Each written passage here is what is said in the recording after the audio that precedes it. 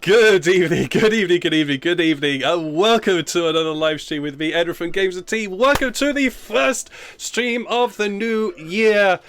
Oh my god, I have been looking forward to this for so long. So, yes, and in a grand departure from our normal D&D live streams, we've got a face of somebody we've not seen before. He's here! He's here! He's right there! We got a Zelda! We've got a Zelda! A moment. Oh, he's running off. He's running off. He's running off. Anyways, well, he's run back again. I just have to close the door. That's very wise. It's very wise. Anyways, yes. So, thank you so much for joining us this evening for the first live stream of D&D for this year. Oh my god, I've been so looking forward to so much. Yes. Anyways, announcements. There's always announcements at the start of this streams. I will be back tomorrow evening with something. I don't know what. I'll be streaming something because you know how I roll on this channel. I'll end up streaming something. We'll figure it out when it happens. The miniatures, which you can see dotted around the screen and at various places and all that kind of stuff, have all been made in Heroforge. So many thanks to them for allowing us to be able to use these minis in the game itself.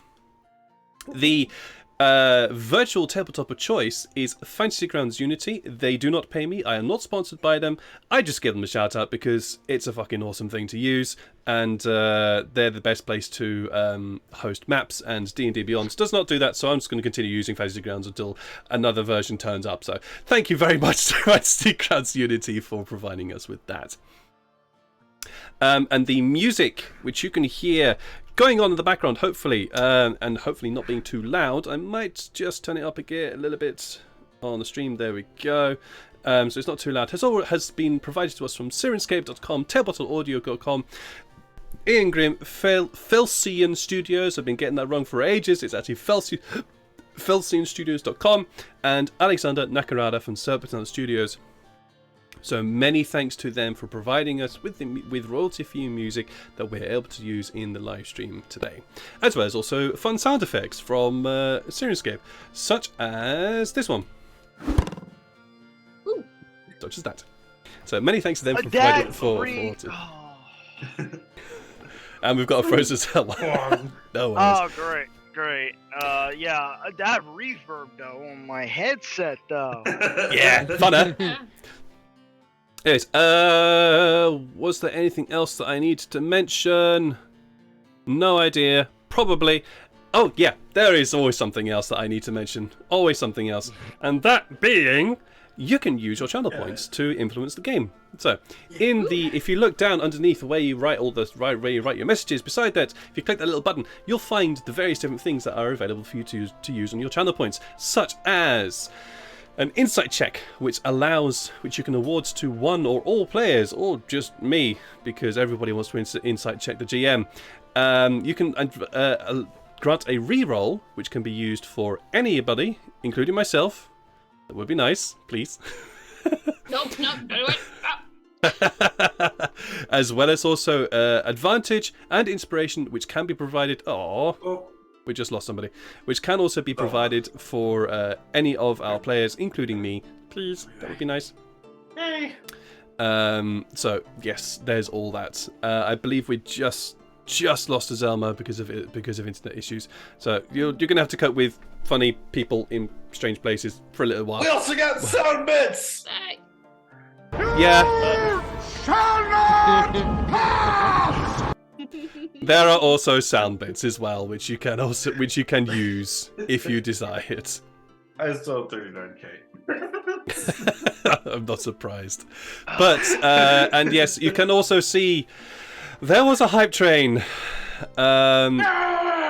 So thank you so much to my players for doing this. No problem, Ed. You're not awkward at all.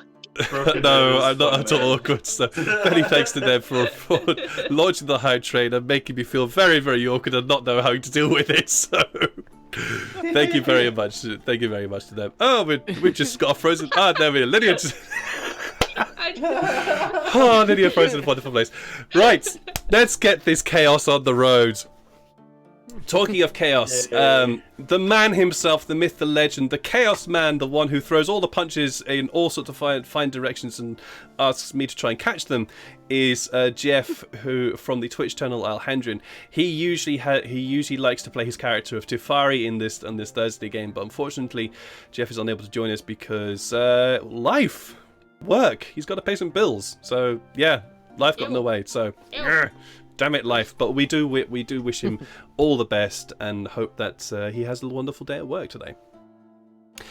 That being said, the other form of chaos, which is a bit hard to decide who's the most chaotic of the remaining 4 people here, would, in my opinion, be Neil from Immersion Diversion. Oh, I thought you were going to say Farrell. Hi.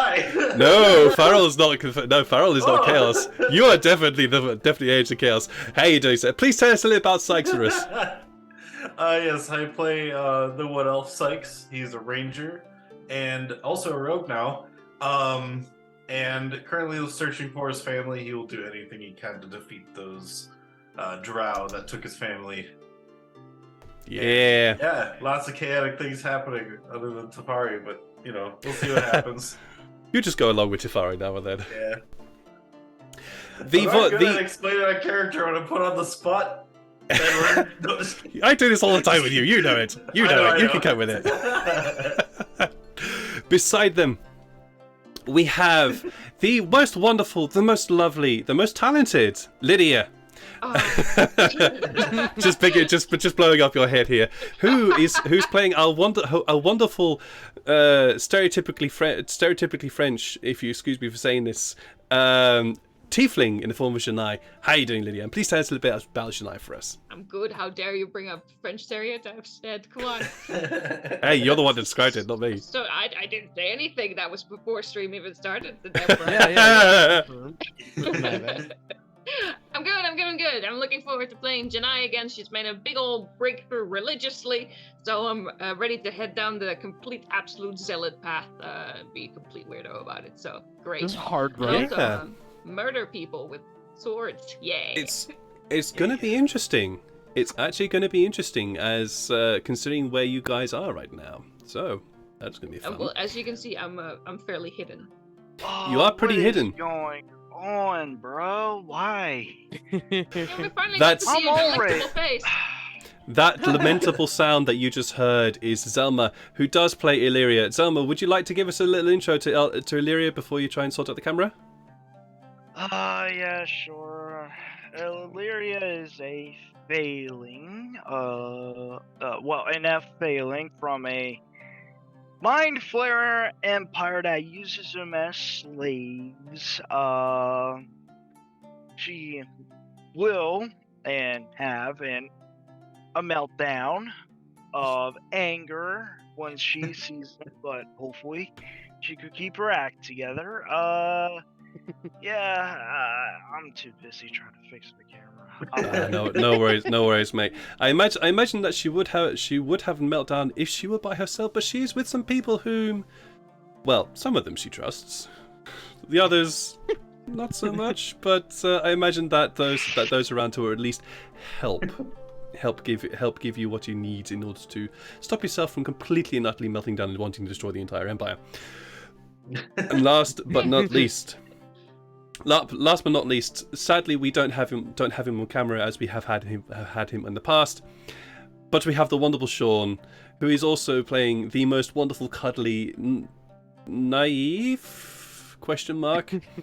form of Farrell. How are you doing, sir? Please give us a little bit of an intro with regards to Farrell. Yeah, I'm doing good. I would say, yeah, I think naive is an appropriate term, because he's not, like, stupid. He just doesn't know the world, because he grew up I forgot how old he is, but he grew up very sheltered for, like, his entire life, and he's now finally taking an adventure into the world, and things are not quite as how he might have expected them to be. You know, like, he was basically, like, a tribesman, and now he's been seeing, like, cities and stuff, and he's been getting some interesting lessons from some very interesting people. He became an alcoholic. He also really likes alcohol now. Without the effect of the alcohol. He has become a bit of an alcoholic, which is kind of fun. Right, my phone has been going off, it's distracting me. Let's put it that way. He has become a little bit of an alcoholic because he didn't actually realise what it all was. Yeah. Anyways, yeah, you're gonna. He probably just thought it was a His nice little drink, face and then it's there. like, oh, whoops. So yeah, guys watching at home, you'll have to excuse the camera issues, but Zelma's just doing a quick restart of his computer, so hopefully he'll join us pretty well. Neil, make a decision about where you're going to be. I'm 2 people today. Well, there is another way. There is another way we can solve this. If you'll hang on for a moment, guys watching, before I give the intro. I know, this is kind of cute. It's tiny. Yeah, It's it's just Lydia's smile, which is kind of funny. Like, Let's see. Hey, Selma's back. There we go. There's Zelma. They're back, and we can There get to is a playing. Zelma. Yes. So, a little bit of a longer intro today, just as a recap, since it's been several weeks since we last found our 5 heroes who have come up with a name for themselves called a Scarlet Guard, rather appropriately considering what they've been up to. Cult and blood. Blood for the blood god. and we A also lot of have that. killed Absolutely a lot of that. guards. Killed several guards, not just guards, but also rat folk, rat men, weirats, and a prince. Yes, our 5 heroes. Much as it sounds like they have been murdering the entire world, they haven't been. They've been clearing up some bad stuff. After being given a map that they were told to deliver to the library, the Rising Sun Library within the capital of Fall, which also happens to be where the High King lives, our 5 heroes got themselves embroiled in a slightly political assassination what's the word? Investigation, that's the word I wanted. An investigation in regards to an assassination attempt upon the High King of the entire continent, who is also the King of Fall. They eventually found that it was the High King's son, Prince James Taldell, that was attempting to take over the kingdom of the hegemony through forceful means, and presumably, at least what he said, as a way of protecting the hegemony from the predations of a nearby kingdom, the kingdom of Narl, which our players discovered was was related to the High King. Things happened. That's the best description. That's all I'm going to say. If you want to find out what actually happened, please watch our previous streams. You'll also find that the streams will be appearing on YouTube. But things happened. The prince died, and not really as thanks, but as a sort of a way of kind of sort of getting rid of our Scarlet Guard, and giving them something to do. Sent them off on a ship. The Scarlet Guard chose a destination. The destination was the Empire of Bunalbral on the continent of Barandesh, where 2 of our characters hail from. One definitely hails from that place, and that is Tifari. The other being Illyria, sorta kinda. At least her memories, which she has been gathering and getting back slowly over time, very much seem to point her to be coming from that empire. After a 2-month-long journey in which our characters hid themselves from a ship of Narl, discovered that there are creatures greater than whales within the ocean, ran ahead of several storms, discovered a stowaway in the form of Jane, a gnome with a bit of a filthy mouth to her, and I opt to adopt her. Sure, you're welcome to. Second the motion. As well as also a murder investigation in which Tifari decided to offer himself up because he saw the writing on the wall. Perhaps we'll have to see. Tifari has his own motivations for that kind of thing. In which Tifari was imprisoned. Our 5 characters now have alighted from the ship of the what did I call it? The Flying Horse, the MS Flying Horse, military ship Flying Horse, onto a very, very hot, muggy, busy dockyards in a foreign country with the heat of the sun beating down upon their heads, and the bustle and hubbub of an entire very, very, very, very busy dockyard going on around them. Sounds. Let me just turn that down a bit. There we go. Before we deafen everybody's heads. So, Scarlet Guard. You alight from the ship, and in front of you, you see this long pier formed of this wonderful bright yellow stone, and you can see that the entire pier is just covered in tarpaulins, people moving backwards and forwards. There's this constant hubbub and movement and busyness going on around you. This dock definitely doesn't seem to stop.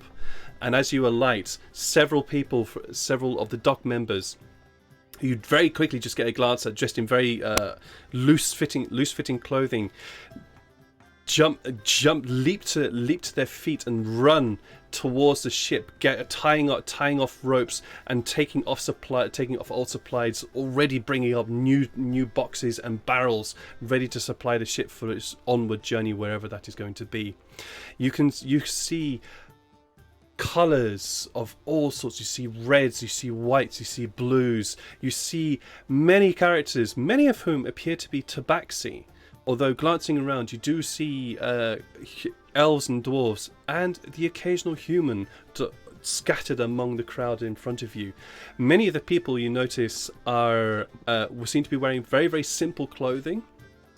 The clothing that they're wearing is very, very loose fitting, as previously said, but seems to sort of go almost all the way down to their calves, with a belt that seems to hold it together. The arms of the clothing draped down, and you tend to see a lot of whites of these other people, but you also notice several other people dressed in much more elaborate, much more refined clothing, with almost a gold-like filigree or silver and these very exquisite patterns on their clothing in front, standing between various different tarpaulins. Away from you, just down from the pier onto the dockside itself, behind the dockside, you see this very large, tall wall that just extends to left and right. And in the middle of this tall, yellow sandstone wall, you see this very, very large gateway, currently open, and large enough to fit at least two carts going side by side between it. And you just see dust in front of the gate itself. Coming very swiftly out of that dust, you see what appears to be just a camel, but they are charging down through this gateway with this cart, and very swiftly. You almost watch as the cart nearly misses the turn before it turns down the left-hand side and just rockets along the pier before very swiftly stopping in front of the tarpaulin and pulling in. Then you see another cart that just swiftly goes back down the same route and through the gate itself. Welcome. Those move fast, yes.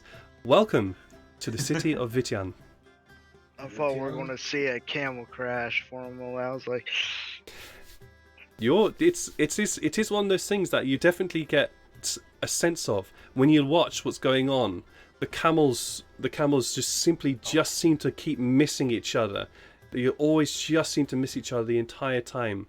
It's almost like they have this sort of sense of being able to move around each other, narrowly missing each other as they go past. What would you like to do? Question. Yes. Have we, in fall, do we see tabaxi ever? Nope. Okay. So, I would like to officially be freaked out. Sure. You are freaked out. Janai is freaked also, out. Camels? Do we get camels? Nope. At all? Alright, so You do see horses. There are horses here as well. Right, good, okay. I exchange a look with Farrell, and I go, okay, now I know how you feel. This is very weird and all very new. There's so many fluffy friends. Can you, like... They're people, right? Well, all animals are people. Okay. Sure. These are very big ones, though. All you animals just- are people. Oh my god. They're like cat garms. Right. See, it's like seeing all these tabaxi around. He's like seeing all these cats, just wondering, like, if this. He's just thinking now to himself, what other new stuff is there to see here? Like new. I've seen all these animals and like beasts back home, and now I'm wondering what I can find here. So now Sykes is kind of interested. Okay. Sykes, Like, have you seen these before? Is this new to you too, or? I've seen like mountain lions and stuff like that, but never things standing on two legs like these They're- before. I mean, they have the dog ones, which are gnolls. Yeah, So I figured there's a cat one. That makes sense, actually. but we've never seen them in our home. Do you think there's mouse Not that I've- ones? Wait, we had the rats. I mean, we have the Say we rat. didn't see rat ones. Listen, all the things we countered over the journey. We've also seen This- lizard ones too. True. Yeah. Wow. Mr. GM Man. Mhm, So, yes. would Illyria feel what's for right? Oh, let me get my ass to my so you can see my wonderful face. Would Illyria what's the word for it? Familiar? Is Would that she the feel right at, would she feel at home here? Oh yeah, Not maybe she's been here awake, before. familiar with everything like the tabaxi, orcs, Oh. and all that.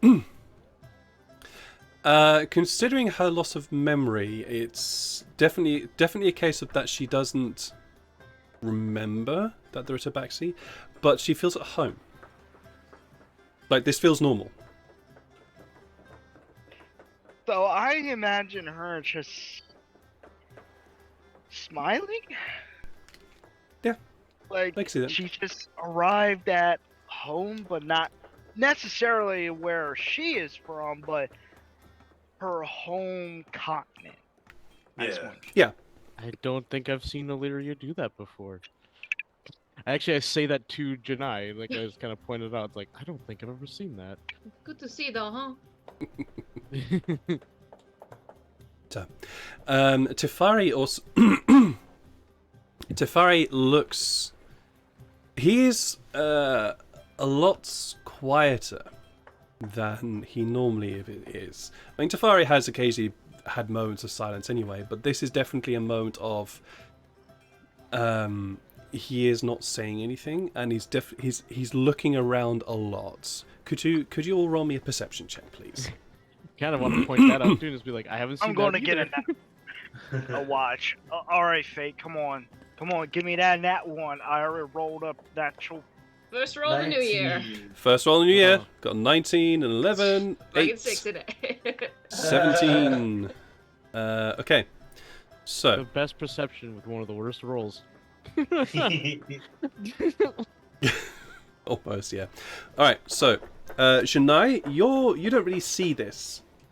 You just see somebody in... What you would see, Janai, is you see somebody in what looks to be heavy armor. In fact, you spot several people in heavy armor and just naturally assume, oh, guards. Fine. No worries about that. Of course. Keeping the hood up. Sykes and Illyria, you both see not just armed individuals, you also see several individuals that are just gently just striding through the busy dockyards in very, very loose fitting robes, who you instantly recognize to be monks. forms, and they're just wandering around, just looking around, and many of these monks you also notice are also tabaxi. You do see several elves there as well, but that's it. You don't see any humans in robes. You don't see any dwarves in robes. You both see tabaxi and elves. Farrell, Illyria, and Sykes. What you also all see are the heavily armed individuals. But you notice that what they are wearing is either half plate or full plate armor. And you notice that on the various shields and breastplates of these guards, they all seem to have either what appears to be just a full circle embossed in gold or brass, or a set of scales. So one of those like a Libra scales. Yeah, like a Libra scales. Just a set of scales. And those you appear to notice seem to be more bronze. And those guards you notice tend to stick to the main entranceways, the main dockyards. From here, it's a little bit difficult to see, but you also see beside the gates, you see two on each side of the gates, leading through the great yellow stone wall that you see in front of you. You see two on either side of two on each side of the gate, with the same embossed symbols, the circular symbol, and the Libra scales. I'm gonna take a look at the two nearest guards to us, and I'm just gonna look at them and see which one has the least amount of posture, or like if one's standing straighter than the other. I'm basically looking to see which one looks more Like at higher ease. ranking. At ease, like Oh. which one would seem more friendlier is based on what I'm Roll an insight check for me. Yeah. 17. With that, you can tell that both of them look pretty much alert. They both look at ease in the way that somebody who has been assigned to watch over a crowd is being at ease. Okay, so maybe not. Okay, so I was thinking, like, So maybe they the way are. you're describing it sounded like maybe there's not a lot happening in town. Oh no, there's constant motion going Yeah. around you. In actual fact, several of you get shoved to the side as you just sort of standing there looking around. Well, I mean, yeah. Well, like, there's a difference between at ease and then at ease, like, you know, where they're still kind of at attention, like, you know, like looking around. I guess I don't know what I'm trying to say, but it's like if it's like they are at attention but at ease, kind of still looking. Like if this is a town where things happen a lot, like. Well, these are just the dockyards. These are just the dockyards. You haven't even got to the city yet. So these guys, they're basically keeping an eye, making sure that nothing untoward happens, that no thieves or pickpockets are plying their trade. And also, you watch these guys for a little bit, and you also notice that they seem to be also making sure that the beggars stay where they should. Beggars. Yeah, and as you look around, you also notice that there are several beggars in sort of hidden between all the different little stalls and stands and storage places, not calling units, places, with people in very similar sort of loose garb, but you can see that they are much more very patchy, very, very dusty, and seem to have this almost yellow sheen from them, from the dust that just seems to be permanently in the air around you. Gotcha. I check Illyria's hood to see if it's up properly. I'm presuming it is, Illyria? Yeah, it is. It always no worries. is. Yeah. So, I just sort of look you in the face and go like, now, it is dangerous. Yeah, now for us. But we'll stick together, yes? Yeah, we'll stick together and make sure we, including one that's currently silent, haven't made a certain. I'm not going to go any further. Let's just stick together and don't But- cause trouble in a very foreign territory. Sykes Obvious- walked up to a garden. do you want to do that? Oh, After Illyria's finished saying her thing, but yeah, as she would have been talking with Janae, Sykes would have walked. I was gonna up to say the I was garden. gonna bring Okay. it talk to the captain. But yeah. Sure. All right. If Guard. you head off and chat to one of the guards, which one do you want to chat to? Do you want to chat to the one with the circular symbol, or the one with the Libra scales? Well, first, Illyria and Janae were still talking, so I was kind of waiting for them to finish their Okay. thing Okay, fine. So, up. and Farrell, Where was? Oh, Farrell, what sorry. do you want to do while that's going on? I was going to check in on the captain of the ship if he's not too busy with things. He doesn't appear to be busy. He seems to be just keeping an eye on the loading and unloading of old sort of refuse and the loading of fresh produce for the journey home. Yeah, I'll flag him down and have a conversation with him. Okay. You eventually catch his attention. He wanders over as he just gives a sign to his first mate to keep an eye on things. Well, what can I do for you? I have to be getting on the way soon. I don't particularly want to be here long enough. Yeah. Have you been to this place before? Often? I've occasionally put by when when the need has arisen, but no, I don't spend too long here. So do you know of any local or like places to go, like No, to drink or anything? no, that you'll have to ask a local about that. All right.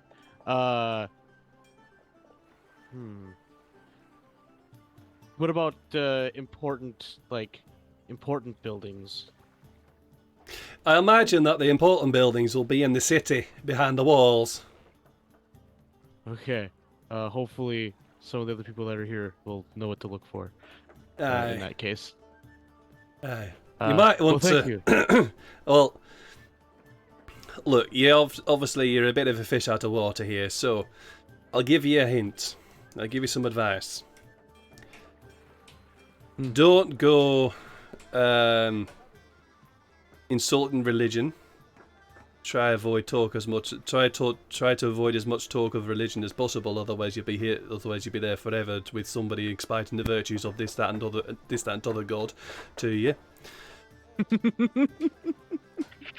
Try and find a place here. Try and find yourself, and by place I mean a place in the rankings here. If you're an outsider, they don't know what to do about you until you eventually establish yourself as something, and then you get something of respect. And try and avoid any politics. Just as a warning. All right. I don't know anything about that, so no worries for me. Well, by the way, would they be uncomfortable with someone that looks like me? sort of gives you a look up and down and say, well, you're definitely out of the ordinary. Put it that way. Okay. And until they, he gives a nod to everybody around to the dockyards. You'd also notice Farrell and everybody else that while the ship has been busy loading and unloading of the various different produce, etc. Many of the dockyard workers and dockyard people sort of keep glancing in the direction of Farrell. Some openly just staring at Farrell as well. It's the captain because, yeah, you're a little bit out of the ordinary, and so until they figure out what to do, where to place you in their society, don't be surprised if you get the odd look and the odd cruel word. Alright. Well, it's nothing that my race has not had to deal with before. Well, I wish you the best of luck. I have to go and continue supervising the loading of my ship. Alright, thank you. Alright. He turns on his heel and heads back up the gangplank. I might have to disguise self if I don't want people being weird around me. Well, you do have that's your fine. racial ability. Oh wait, yeah, that's even more special version, isn't it? Yep. It's free. I forgot how that one works. It's free. It's free. So, Oh yeah, I forgot. It works very similar to like the Kitsune one, where you just are in that form until you decide to end it, huh? pretty much. That's neat. Sykes, Illyria and Shanae have had a little conversation about, being safe, not causing a ruckus. What would you like to do? Punch the guard in the face. No, just kidding. Run over it. Just kidding. God. Dude, if you actually went with that, I would have just. No, I was like, no. But he wears Just a just condom, leave it so to it's his still fate. safe. I need to start chaos somehow. Hello, good sir. We'll see how long it'll take for him to actually make as good of an impression as he did in Fall. Again, Illyria's just going to lose even more brain cells.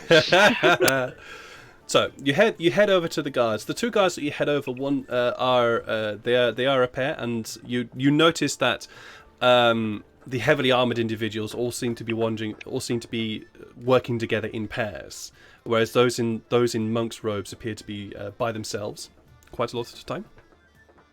Okay. The two that you walk up to, one has the embossed gold sort of ring symbol on their shields, and the other one just carries a halberd, and on their breastplate you see the Libra scales.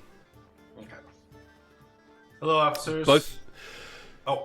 Both of them are tabaxi, and one of them you notice has this very very lovely sort of ochre coloured fur to them, whereas the other one appears to be a little bit darker and has a bit more of a sort of lightish grey to their fur. Where's my nose at, bro? You head over. Hello, sirs. Good day. Can I ask you guys a question? You can ask. I don't know if we'll be able to help you. Oh, no problem. So me and my party just arrived via shipyard. This is our first time to Bunalbral. Ah, you are visitors. Okay. Yes. Sorry. I'm wondering where I might find a map. A map. I don't know. Where might he find a map, Abul? I don't know. Perhaps in the city. Don't you think in the city? Yeah, I think in the city. Perhaps you should go to the city. And both of them say in pair towards you, with this look that says, perhaps you should stop bothering us and think about this logically and do your own damn thing. Okay, sorry. Know any good Yeah, bars? they're not they're not guys. No problem. Sorry to disturb you. No problem. And the sun god be with you. Sun God be with you. I just repeat kind of what they say. Sure, no worries. then I'll head back to the party. Roll a religion check for me. Okay. I genuinely heard, may some god be with you. Like, any Some of them. gods, yeah. Any other. Praise Sun god. Sun God. Okay. With an 18, you somehow you read in one of your books that sun god was equivalent to Altior. It's just another name for the god. Okay. And you also notice that the symbol of the gold circle is also that of Altior, at least according to this region of Manentar.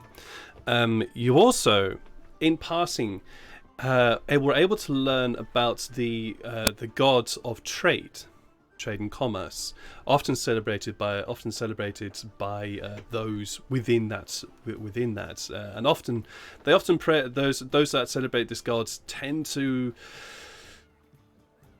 worship this god in the hopes that they get a fair deal. He is often they are often seen as a little bit of a corrupt god because they are to do with trade and commerce. However, one other side of this god is also about the idea of fairness and equality, but those aspects tend to be overlooked. This god's name is Vyapar, Vyaapar. Alright, what was the sun god's name, or was Vyapar? Altior. Vyapar is the god of trade and commerce, and the sun god was Altior. Okay. Press X to doubt. I'm sorry, what? Did I say something? Alright, I'm gonna head back to the party. Sure. Dude, Right. I cannot wait for Illyria's religion to be discovered. Woo! Can't wait. As you head back, Sykes,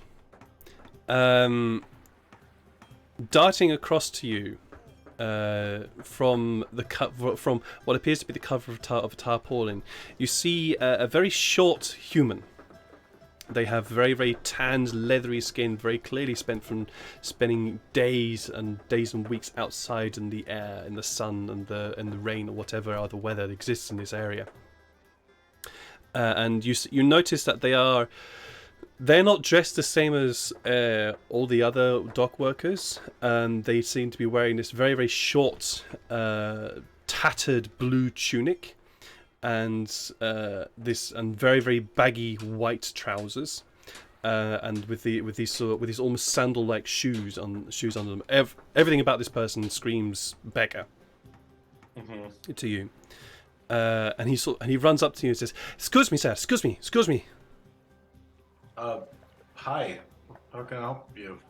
Hello, sir. Yes, you appear to be people of imports to this place. Perhaps you require a guide."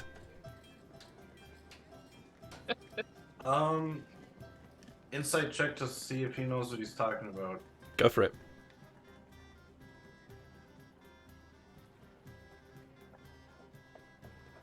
$17. He knows what he's talking about. This guy definitely appears to know the area. Appears to at least have knowledge and recognizes that you're a stranger to this place, and the five of you also make a little bit of a motley crew standing around in the middle of the dockyard, looking very, very unsure of yourselves. So he definitely seems to recognize what you are, and what he's talking about. Yeah. Quick look around to see if there's any other beggars that look like him that might have been disappointed that he got to me first. Sure, no worries. I don't need to make a perception check for that. You can see that there were. You can see as you look around that there are several other beggars, fairly similarly dressed. That all seem to be looking in his way with this look of jealousy and envy, and annoyance that he's the one who decided to make the move first. I just kind of chuckle in my head, but I say, you know what, sure. Ha! Wonderful, sir. Where can Ravi Singh take you and help you out? Ravi? Of course, Ravi Singh. Yes, of course. A guide does need requirements. Does need some remuneration for their services. Yep, Yes. of course. Yes. First, let me bring you to the party and we can kind of introduce you. Wonderful. I will wait here for you. Okay. Well, I mean, you come with me. Right you are, sir. I follow you. And then I'll bring him with me to the Sure. group. No worries. You will notice You will notice Sykes wandering up with this quite short and almost leathery-looking human being with very short black hair, in these very tattered clothing of blue tunic and white trousers. Hello, you must be new wonderful visitors to our country. Welcome. Hello, you're really nice. Thank you. I try to be. He also seems to just have this really infectious smile upon his face at all times. Oh my gosh. He's gonna be Farrell's new best friend. This is Ravi Singh. And Yes, he said I am he's Ravi gonna be Singh. He's going to be our tour of the city. Show us around where we need to go. Well, I hope I can do. I hope I can do so. Of course, He'll know a more guide than the captain. does require a payment. Check how much cash do I keep? Very low I for hand one him a of the. gold. I don't have much money. What? I hand him a gold. He's Lyria kind of clears her throat. I actually had to clear my own throat I as don't have well. anything else, I've just got gold on me. And says, how much? okay. Before I give him the gold. Before you give him the gold. Okay, cool. No worries. He said, well, a few silver for some advice and perhaps a few directions is perfect. If you'd like me to actually take you to the city and give you a tour around the city, 1 single gold is fine. If you would like me for the entire day and I can help you out in any way I can, 5 gold pieces.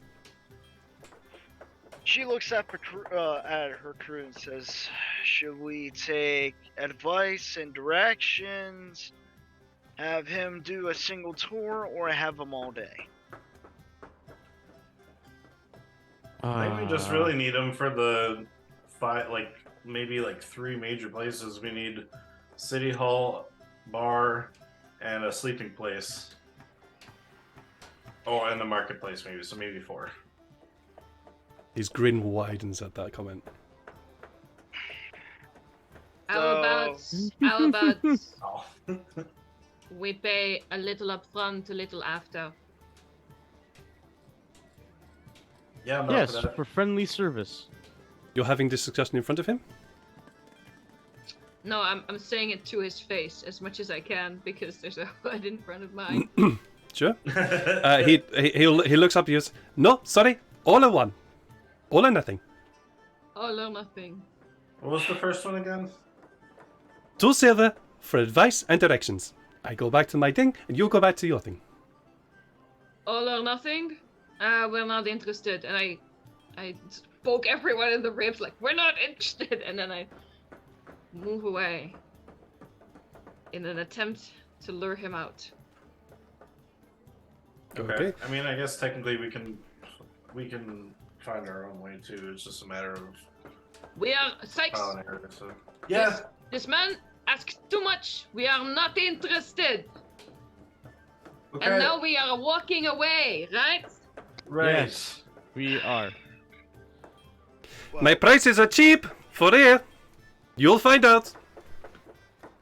Well, if you could make it a little bit cheaper, we won't walk away, right? If I could make it a little bit cheaper, yes. Well, you see, that's 1 gold piece will serve me for half the day.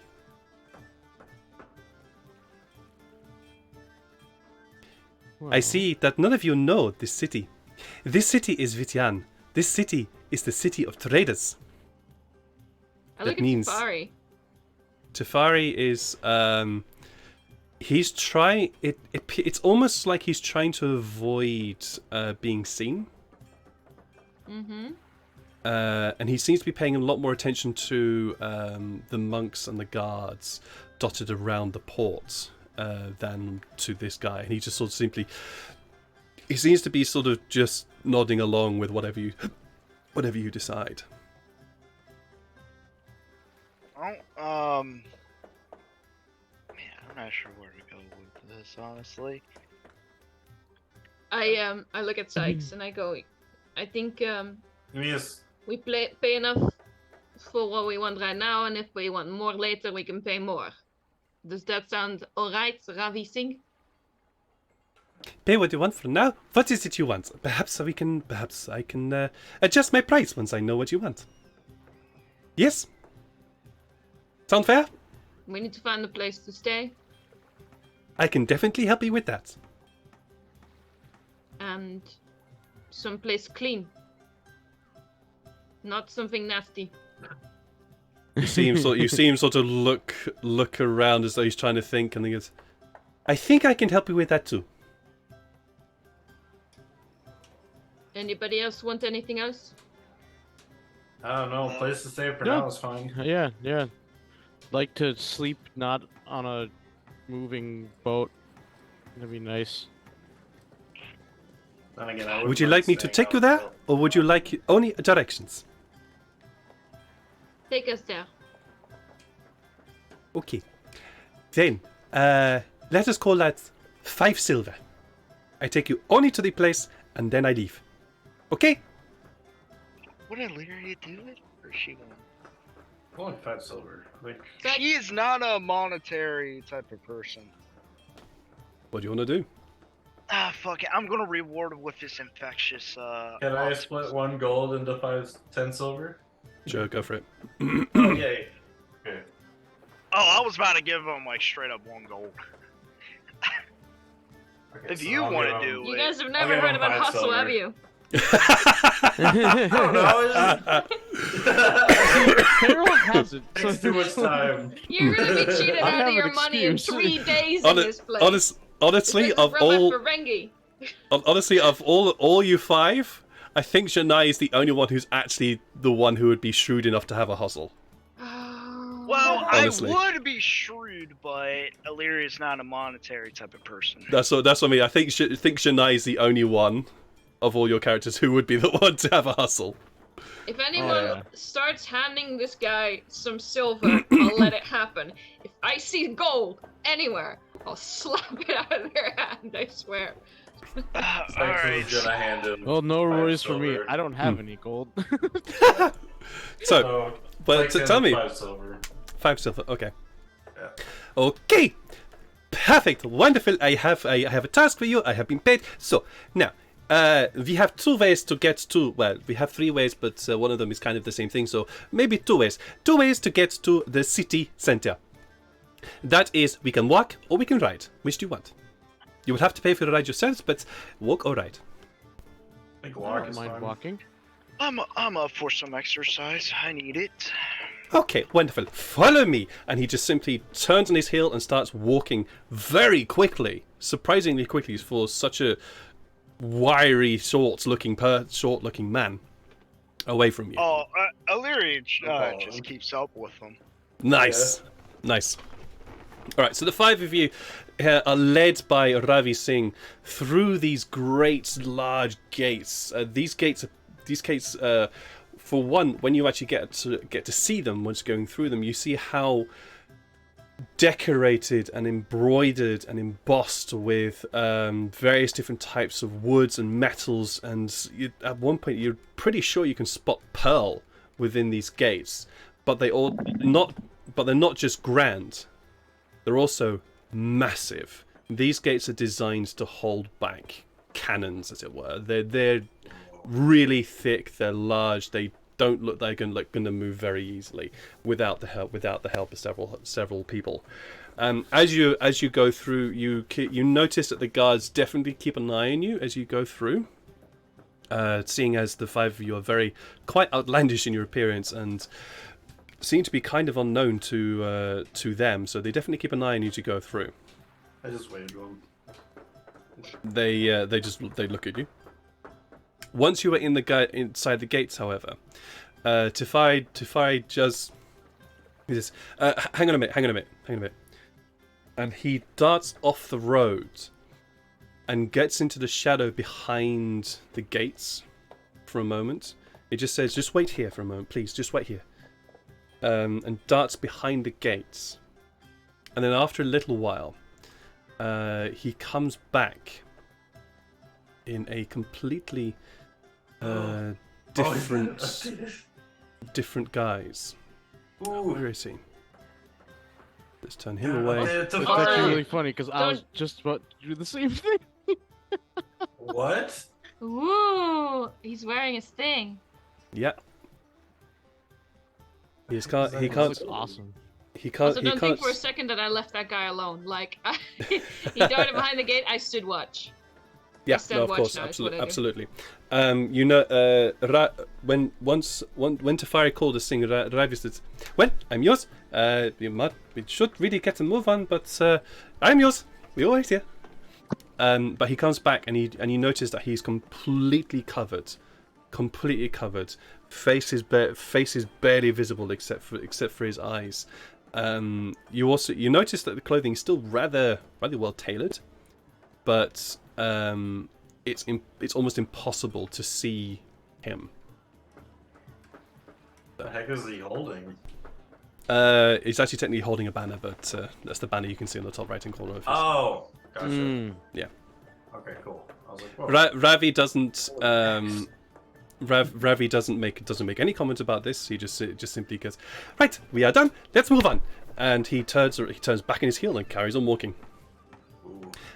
It is a long journey towards the city. Once you get beyond the gates and actually seeing what is behind these very, very tall, large, yellow stone walls, you see that there are fields. Let's turn the dockyards off. They don't need to be on anymore.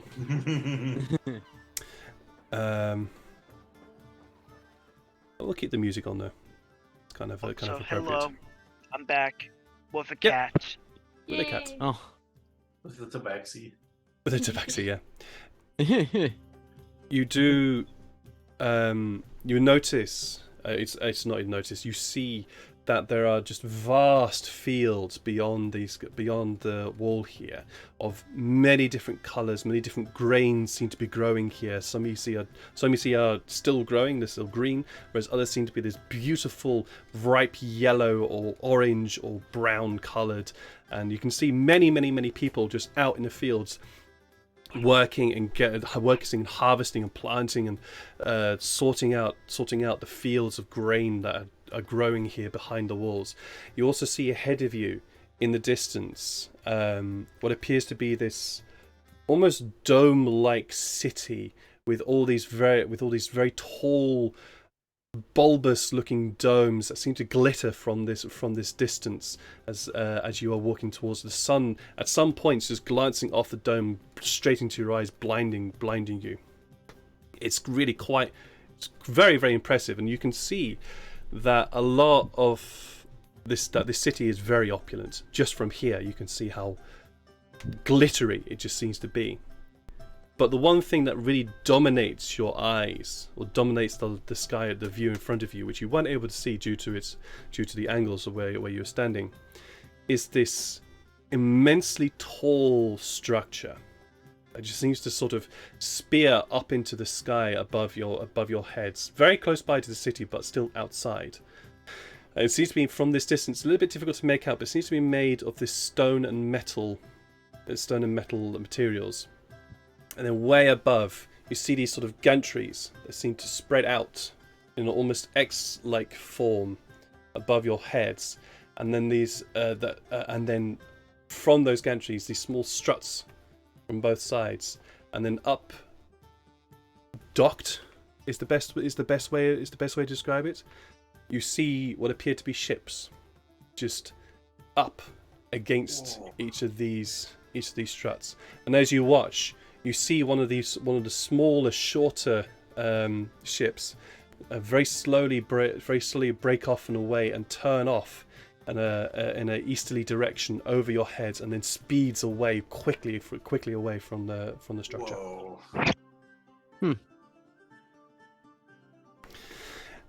Ravi he seems to be immensely cheerful, constantly cheerful. There seems to be nothing that seems to bring him down. He natters the entire way, and you can see here. You see the paddy fields. They bring the rice to grain. These are not sweaty. Those ones over there, on the other hand, they are definitely ready. You can see the people over there are busy working, and they are bringing in the harvest. Well, hopefully I'll get to taste of those later. Oh yes, can you see the? And he points across to the this very tall structure. You see the skyport over there is very, very busy. You see another ship is just going. Oh, where that's going to? Oh, that might be going to Ramin. Anyways, and it's just constant. It's just this constant natter and chatter the whole entire way to the city. Do you guys want to do anything on the way, or are you just going to let him natter away to you? How big are the ships in the skyport? Are they the size of the ship kind of we're on, or are they like personal size? Roll a perception check. It's going to be a high DC because you're quite far away and these ships are quite high. Good cat. Ow! Oh. No, it's too difficult to tell. You're way too far away, and you're way too far away to be able to tell what size they are. How long have you been in this city? Me, sir? I don't know what you are, but yes, I have been here all my life.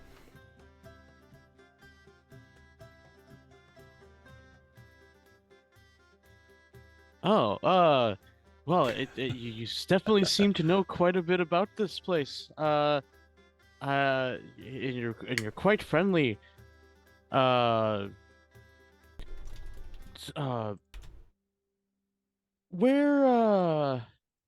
are you taking us first, by the way? I'm taking you Out of the to two where... places we asked. I'm taking you first to a place where you probably want to, at least, if not sleep now, but at least get yourselves at home. I'm taking you to where I think you want to go. Okay. Also, do you know from there where there might be a government building or important buildings? I know where there are important buildings within the city, but you did not pay me for that, so I cannot tell you. It makes sense. Thank you for the insight check, Nightingale. For whom is the insight check? Let me know about that. Well, to see if he's being honest on where he's taking them. Oh, okay. So yeah, all right, Farrell. So you get an insight check from Nightingale for that, and thank you very much for the channel points, mate. That's wonderful of you to do that. He's being pretty honest. He's definitely taking you to where he thinks you are probably wanting to go. But since you haven't questioned him about where that might be, you don't know anything more than that. But he's being honest, and he's taking you to where he thinks you will probably want to go. Okay. Also,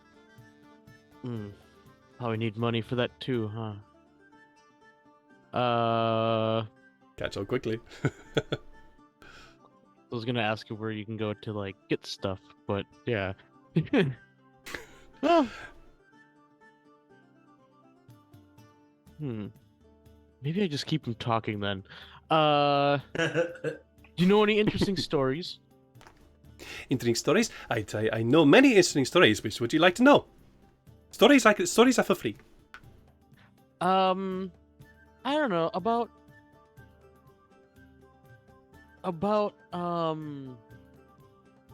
weird creatures that prey upon the innocent with tentacly faces.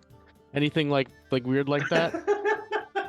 Weird creatures that prey upon the weak with tentacly faces. No. I don't know anything in that way. We have creatures. We have large creatures. We have wonderful creatures. Don't go out into the desert though if you want to live. But we have wonderful creatures here. We have those of the forests. Don't go into the forests unless you want to live. We have those of the desert. Don't go into the desert unless you want to live. Basically, don't go anywhere except the cities and the towns if you want to live. Ooh, but we have wonderful places. Stories of towns mysteriously disappearing. Stories of towns are mysterious. Well, I know of a story of one place. I think it was on the coast, a little ways Yeah, a little ways north of here. I think it was a long time ago. I don't really know. I've been here a while, and you get to hear and see lots of things. Well, perhaps it was. But I know of a story. There was one day about before my time. I think it was my father that told me. But my father told me of a time when the land was. Problems happened. I'm not going to go into it. There's too much time to explain all that. But the problems were happening, and there was one day a great shadow passed overhead, and then screaming was heard. To the north, lots of screaming, apparently. So he said. He wasn't there, he didn't really go, but apparently he said there was lots of screaming. He heard that from another person, you know, from his, I think his second friend's cousin he heard that from. Anyways, there was lots of screaming to the north, and then there was a lot of silence. And apparently, according to his best friend's cousin's cousin, that one of the villages in the north had been completely destroyed. Nothing there. Absolutely nothing there. And it was just a night of strangeness. A night of strangeness. And then, yes, the shadow then disappeared. It didn't come back. That's scary. Do you know where that? Do you know if that's actually true or is it just like a rumor? I've never left the city, so no, I don't know. Well, thank you. That was a very interesting story. I appreciate that. You are I most like welcome. Good stories. Back where I'm from, we have plenty of interesting, weird stories as well. So Oh, really? I always like hearing of the weird, unique things that happen. Oh, we have wonderful, unique, weird things here. That is for sure. Man, this guy is. Well, you just I'm added a couple. I'm not saying this in character. This guy's giving me a headache. Oh. Yeah, he's kind of one of those very obstinately cheerful people. I'm I'm going gonna to take whisper that. ibuprofen after this. Yeah. I'm gonna whisper to Tafari really quick, and just because Mhm. Sykes has been still constantly looking at that skyport above us, Sure. and he's just like, "Have you been on one of those before?" Yep, James. Oh, Tafari would I guess. respond to, oh yeah, I've been one of those before. are those like, I can't tell from here, but are they like the size of the ship kind of that we were on, or are they like individual size? Oh no, they're a bit larger. Some are a bit smaller, some are a bit larger. But yeah, I've been on one of those before. Okay. I have to go up there and look. That's like really I can't cool. do water. I could never do sky. All right. Would Yeah, right, Amiri? apprentices. I assume that the guy is loudly talking, being enthusiastic. Oh, giving yes. Everyone headaches. Oh So, yes, yeah, absolutely. Yeah. Okay. Okay. Illyria Absolutely. would definitely hear him. She asked in a rather, what do you call it? With a questionable tone, Mm-hmm. saying, do you know what that? You said a town or a village disappeared. Oh yes, Wrong. apparently so. Do you know the name of the village? Or wherever it's Uh, called? Not at the top of my head. Not really. Not at the top of my head. You should ask your neighbor's cousin's friend. Oh yes, perhaps I should. Oh, I'll have to go back to the docks with that. See what he says. Okay, some other time. Is What that was the when we name of find the- you if we need you again, by the way, Raviton? You can most likely find me in the docks. If you want to find me again, perhaps look there. I tend to stay there. I like the sea. The sea is nice, and Well, we appreciate your company. he gets this sort of wistful look over his eye when he mentions the sea and just looking out to sea. Ravi Singh, what was the when you were pointing out the sky ship or Skydock? What was the other city Oh, you he- mentioned? Sorry. Oh, I thought he mentioned another city when he was like kind of rambling off when he mentioned Oh, the yeah. ship was moving off towards that way. Oh, What was that's it. Oh, that was Tramin. I have no idea where that ship was gone. And you, when you glance up to the sky, the ship has just disappeared. No, I know, but he mentioned From that your side. he thought it was going a certain direction towards. Yeah, somewhere, he, so- he says, I think that's going to Tramin. Tramin? Tramin, yes. It's Traamin. I think that's going to Tramin. Don't know. Perhaps. I don't really know. It's going that way, and he sort of gestures off in the general direction in which the ship went. He said, over that way, I think that way is Chen, Tramin, or was it Kramin? One of the two, I don't remember. And the capital is that way somewhere. Okay. Thank you. I was just curious. Alright. Thank you. Ah, yes. Right. Okay. Anything else that you guys want to do while he natters away? Quite enjoying myself. I Actually. ask him to give us a heads up when we're close to the place. To the city? Sure. It's Yeah. absolutely fine. Or Yeah, when no we're worries. close to the Ian? inn, yeah. Cool. Yeah, no worries. Eventually, the city, which you realise is actually quite a ways away from the dockyards, starts to grow, and you start to get a sense for the size of this city. This city appears to be large in the sense that it is wide. You don't get the sense that it's very tall, except for these very, very large domed structures. And you can see many of these different types of, as you approach, you begin to sort of pick out various different types of these domes, some of which appear to be almost sort of not pear-like, sort of, if you imagine what a sunseed looks like, that sort of shape. But you can sort of see these sort of almost like nodules going up the sides of this structure, and this structure just seems to glitter as you realise that it's just entirely coated in gold. And there's another structure which appears to be almost formed of glass that just reflects the sun off in various different forms. There is one tower, though, one sort of domed structure that you notice just seems to suck all the light into itself. It's completely black. There doesn't appear to be any reflection, but it's still also a dome as well. Something else you notice is that there is this one very large, almost pinnacle-like dome in what appears to be the very center of the city, which is the tallest of all these structures, and not a single structure reaches even to halfway up this dome. In fact, you also notice that the tallest structures of this city are all domes. None of them appear to be ordinary buildings. And when as you begin to approach the outskirts of the city, you begin to see the opulence of this city. You see gold-lined walls, you see statues, these beautifully painted, and as you approach them, what appear to be marble statues, beautifully painted. You also notice large murals depicting various what appear to be battle scenes, painted exquisitely just along the walls.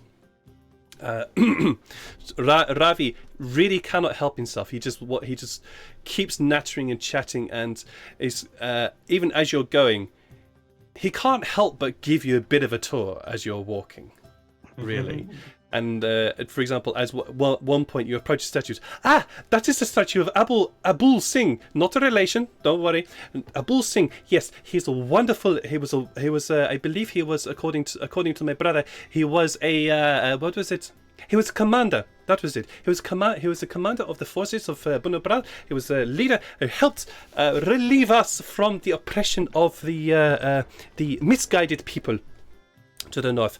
And there you see also the battle that occurred not far north of here. You see the great lion there. That is us. We are the winners in this one. And you can see that the snake over there. That is the thing being crushed by the lion. That is also a depiction of the wonderful battle that freed us from the oppressions of the misguided people in the north. Oh, and over there, if you go down that route, you can see the carpet market. If you go down that route, you can see the jewelry. Yeah, it's just this constant barrage of information. Yes. Checking out carpet market. Watching Ilaria freaking out over there. If he kept talking, I would have carpet bombed his family. But He's that being is helpful. that is literally what he is doing. He's constantly talking. But eventually, Farrell, you just sorry. I'm sorry, I really do not know what to call you. But anyway, we are soon approaching the place where you told me to approach.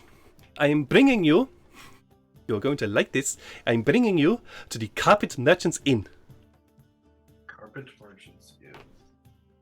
Really, the carpet merchants have a place where you yes. can also sleep. Oh yes, many of these places have many of the merchants and craftsmen of Vitian, this glorious city of which you come, have their own inns, their own taverns, their own places to sleep, eat, and other things. Not that I have ever had any chance to partake in such things. Ravi, are foreigners welcome there? Well, you are with me, so you will be fine. Is there any sort of greeting or goodbye that we need to learn that is local? Ah, that is very good. What is good is you put both hands together and say, "Blessing of the sun."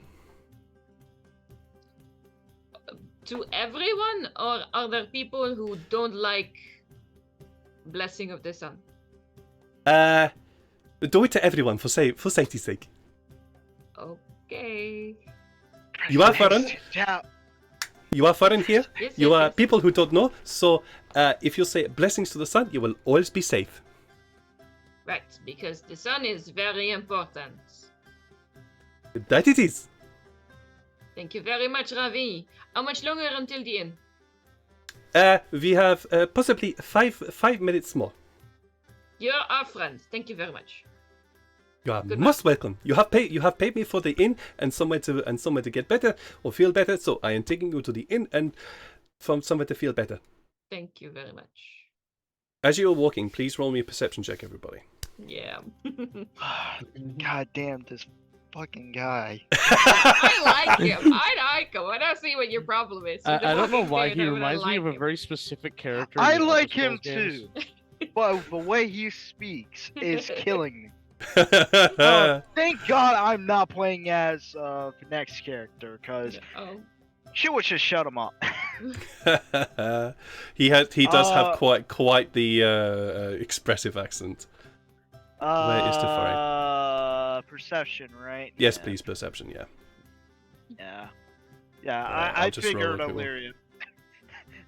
I figured Illyrius gonna have a perception. massive headache and cannot like function with this guy around. All right. Okay.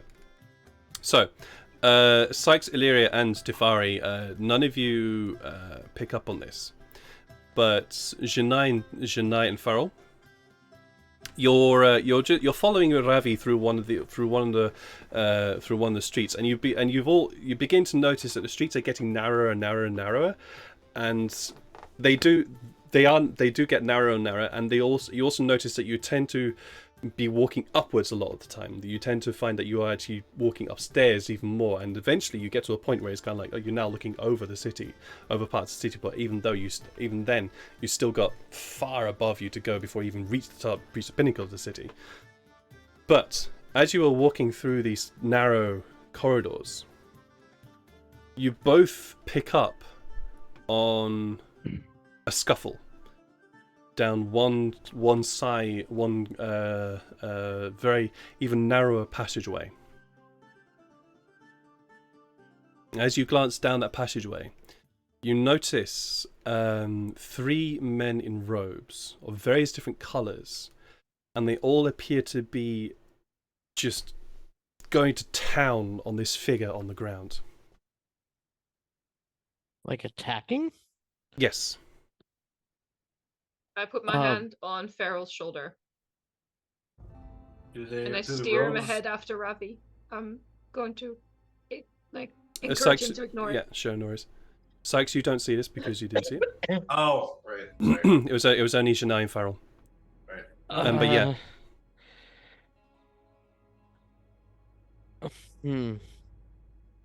So Janai, Farrell, Janai is encouraging you to move on. Yeah. I'll grip my teeth and then just kind of nod and keep moving. I'll pat him in the Okay. back. Okay. I will say, And like grit to the point where it makes a sound. Like crunch. Yeah. yeah. I will say this. The quick glance that you saw. Unfortunately, your perception checks weren't that high, so you wouldn't make out any other details apart from the several different robes. You notice the colors of the robes. One is this very familiar light blue color. One is a sort of this very sort of vibrant orange color, and another one is a sort of much more subdued brown. Those are the three colors that you see. And you notice the figure on the ground appears to be a human, and they are also equally not as well dressed as those in the robes. And you also just get a hint that their clothing seems to be in a similar state to Ravi's. Whether that's because they are currently on the ground being absolutely pummeled upon by these three people, or that's just their actual clothing, you don't know. Why is the blue familiar? It's familiar because you've seen people wear those types of robes before. Mm-hmm. Back in the Rising Sun. Yeah. I quicken pace as soon as I notice that Farrell is moving along. I quicken pace and I catch up with Ravi. He has not noticed at all. He's not noticed. No. He's just busy nattering away and describing. I'm waiting about until he breathes, and that's when I talk. Sure, no worries. And down there, you see that's the glass blower's place, and that's that moment where you jump in. It's okay. What do you want to say? Ravi, Oh yeah, yes. where we're going? Hooded figure, and he seems to sort of try and look underneath. Where are we going? We are going to the inn. No, I wasn't done with my sentence, Ravi. Okay, you need to learn how to breathe a little and listen. Okay, so Okay, I where will we try. are going? They know you there, right? Yes. Because you said that we would be okay there because they know you. You will be with me. So we're going to be good because we're with you. Yes. Yes. And do you have like an house by the docks, or where do you go? I have a place by the docks. Mm-hmm. And the guards and other people, are they nice enough? They are respectful and know where I should be at all times and where I expect them to be. Good. That sounds good. Ravi, Yes, that is my name. you notice a lot of things, don't you? Well, when you are one such as I, yes, you do. You get And to notice things. You also don't notice a lot of things as well. Right? Sometimes you just don't see things. I do not know what you are talking about. No, me neither. I'm being silly. It's don't listen to the hooded lady that much. But if there's ever something you don't see that is really bad, you know where to find us, yeah? I think I know what you were saying. Okay, very good. Let's get going. Okay, we are almost there. We're almost there, though. And a few moments walk later, and you do find yourselves in front of what appears to be quite a lovely, proportioned tavern. It's a two-story tavern, quite different from the buildings around the place.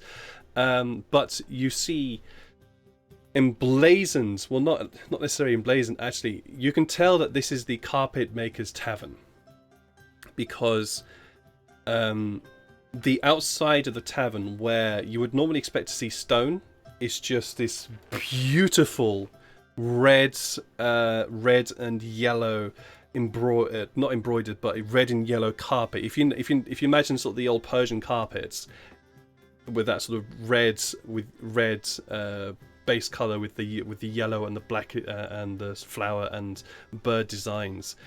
If you imagine that, except this just spreads over the entirety of the front side of the inn itself.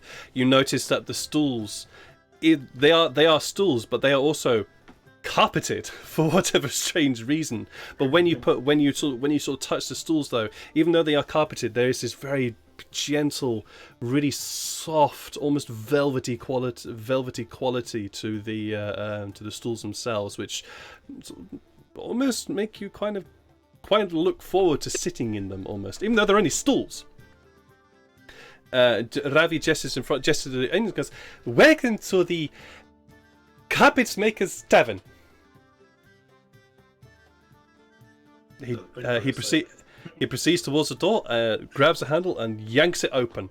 As he opens it, you get hit with this smell of, well, it's a very strange combination of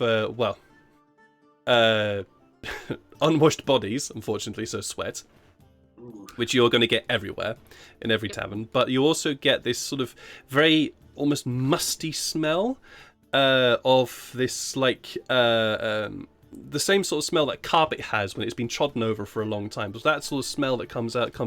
A little but worse also smell than the muggy air around us already. Oh yeah, absolutely, yeah. But there's this roll for asthma. Yeah. But there's also this very it's musty in the sense that it is very bitter in the way that beer can be quite bitter. And it smells like beer, except it doesn't smell like any type of beer that you have ever had before. And you also get this very strong sort of spicy sense coming through the door as well. And Ravi just stands there holding the door open to you with this great big grin across his face. Thank you. I'll walk inside. Yeah, no worries. Walking inside, you notice that you can see this room is... It's almost cute. It's very claustrophobic in the sense that it's not the nice sort of open plan bars and taverns that you're used to with the odd occasional sort of private booth along the wall. This, you walk into what appears to be just cubicles all around the room. In fact, even when you walk in, you walk in and there's just a wall in front of you almost, and then immediately to the left and right you realise that, oh, corridors. And as you sort of walk along one of these corridors, or just turn one of these corridors, you see there's a cubicle here, a cubicle just behind the door that looks out through the windows onto the streets behind, and then around just a cubicle. It appears that this bar is an extremely private bar, and yet it's completely full. Every single cubicle along one side appears to be full, and when you look around the others, when you walk along the other corridor, it's all just seems to be, every cubicle just seems to be completely full of desks and people, and just people just enjoying a mid-afternoon drink. Really here, you do eventually notice at the very far end of the room what appears to be a bar, but there doesn't appear to be anybody sitting at it. There does appear to be a barman behind it, but nobody's sitting at it. Is there like a good empty cubicle to kind of duck into? It takes you a while, but you do eventually find a cubicle quite near the bar. It appears to be that the further away that you get from the door, the fewer people there are, and it appears to be that when you are further into the room, that is it gets smellier, it gets less crowded, and just roll an insight check while you guys are here. Okay. For those of you that want to, of course. Yeah. Trying to understand this place. Vibe check. Yeah, no worries. Let me just have a quick look. Whoa! Woo! Wow! Yeah! Strebis, thank you very much for the follow. I hope you enjoy it here. Welcome in. So we have a 14, a 21, and a 13. So all three of you since Illyria has disappeared for a night, all three of you notice that those nearest the bar are dressed extremely well. Their clothing is very finely tailored. You can see that the embroidery is very, very, very finely done. There is very intricate patterning to their, even just the outer garments that they're wearing. There's patterning all along, all around, and their clothes almost seem to shimmer as they move. And they barely pay.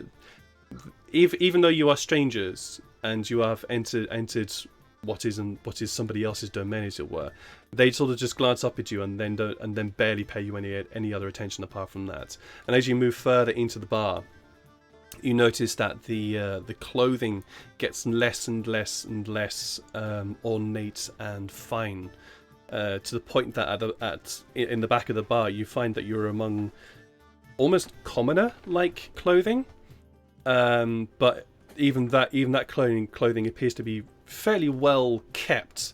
The people here at the bar appear to be the craftsmen, the labourers, the workers of the craft of making carpets, essentially. And you notice that the clothing becomes more simple in design. Still very vibrant in colour, but a lot more simple. Less embroidery, less patterning on, less very fine, exquisite patterning on them. So yeah, there's that. So you do eventually find a cubicle right at the back of the inn, very nearest the bar. Did Robbie come in with us, or did he just kind of wait outside? Ooh, he stayed outside. He stayed outside. Okay, well, if we did find the place, maybe we should thank him because we gotta.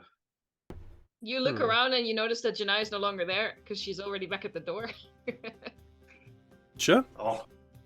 And I'm shoving 2 silver in his hand and saying, we might need a tour someday.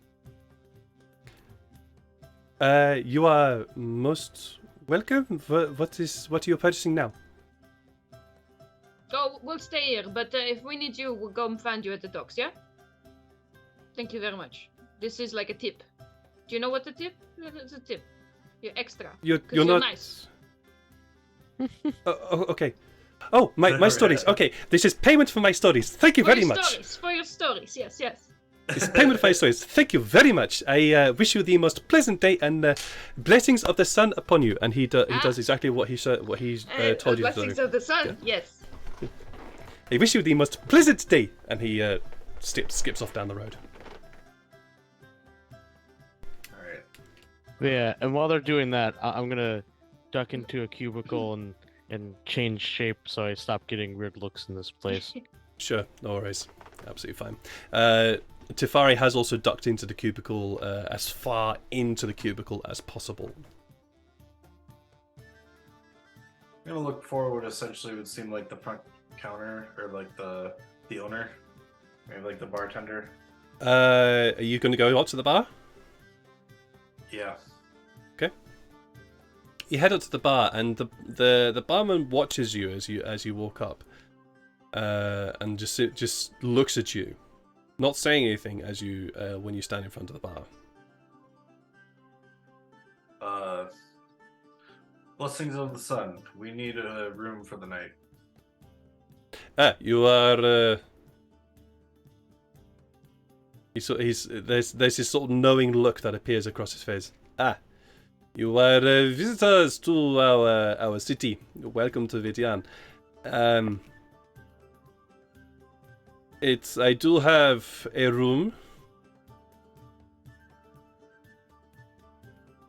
Okay. How many people do you need? Five people. That is an issue. Okay. Well, as I said, I have a room. Room sleeps 2, but I can probably fit a few more beds in there. Although some of you might have to. One of you may have to sleep on the floor. That is 5 gold. 5 gold per person.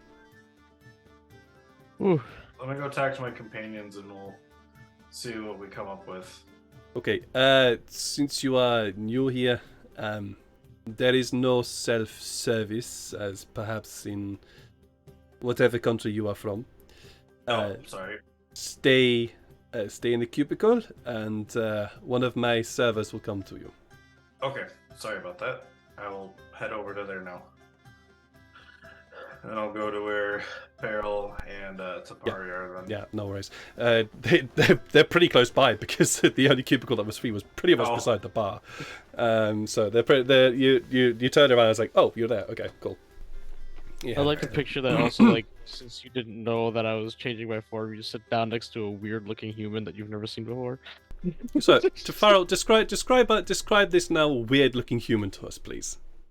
Well, he's he's got a similar hairstyle, not quite the same. Same color though, like a really fiery red. And a smaller beard, but still same color. And wearing a completely different outfit. Okay, I was gonna ask if your outfit is like super loose fitting now. No, You should just throw it to the because collar. the disguise, or not disguise self. Yeah. Your racial trait. Change form. Yeah. Change form, yeah. Yeah. It can also include, like, you know, your armor Oh, and that's stuff. cool. So he Nice. looks more like he's just wearing a nice leather, you know, outfit. Still kind of green. It's not nearly as like leaf green as like his armor was. Cool. But yeah. Yeah, he looks like a human. He's about 2 feet shorter. Because you can do He's that still, with like, disguise self. Yeah, he's still like 6 foot, but Yeah. or just he's look- like You're- 5 something. So You're not Tall. sort of looming over people anymore. yeah, he's a tall human, but like Okay. insanely short for a fearball.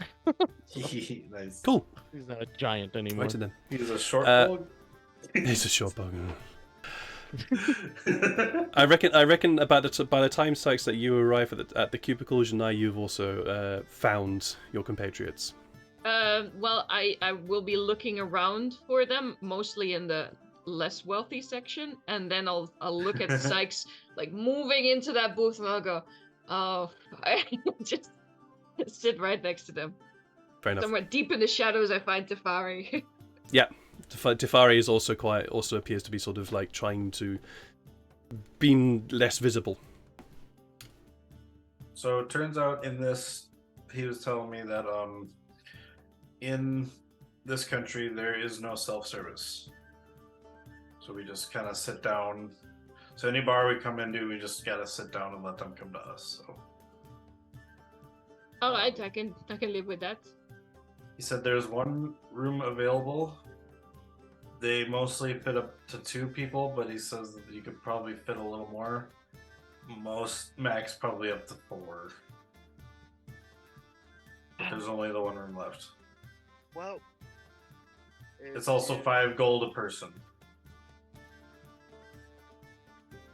well. Oh, My better Eh. option is you guys take the bed and I'll sleep on the floor. I feel a lot more comfortable on the floor than on the bed.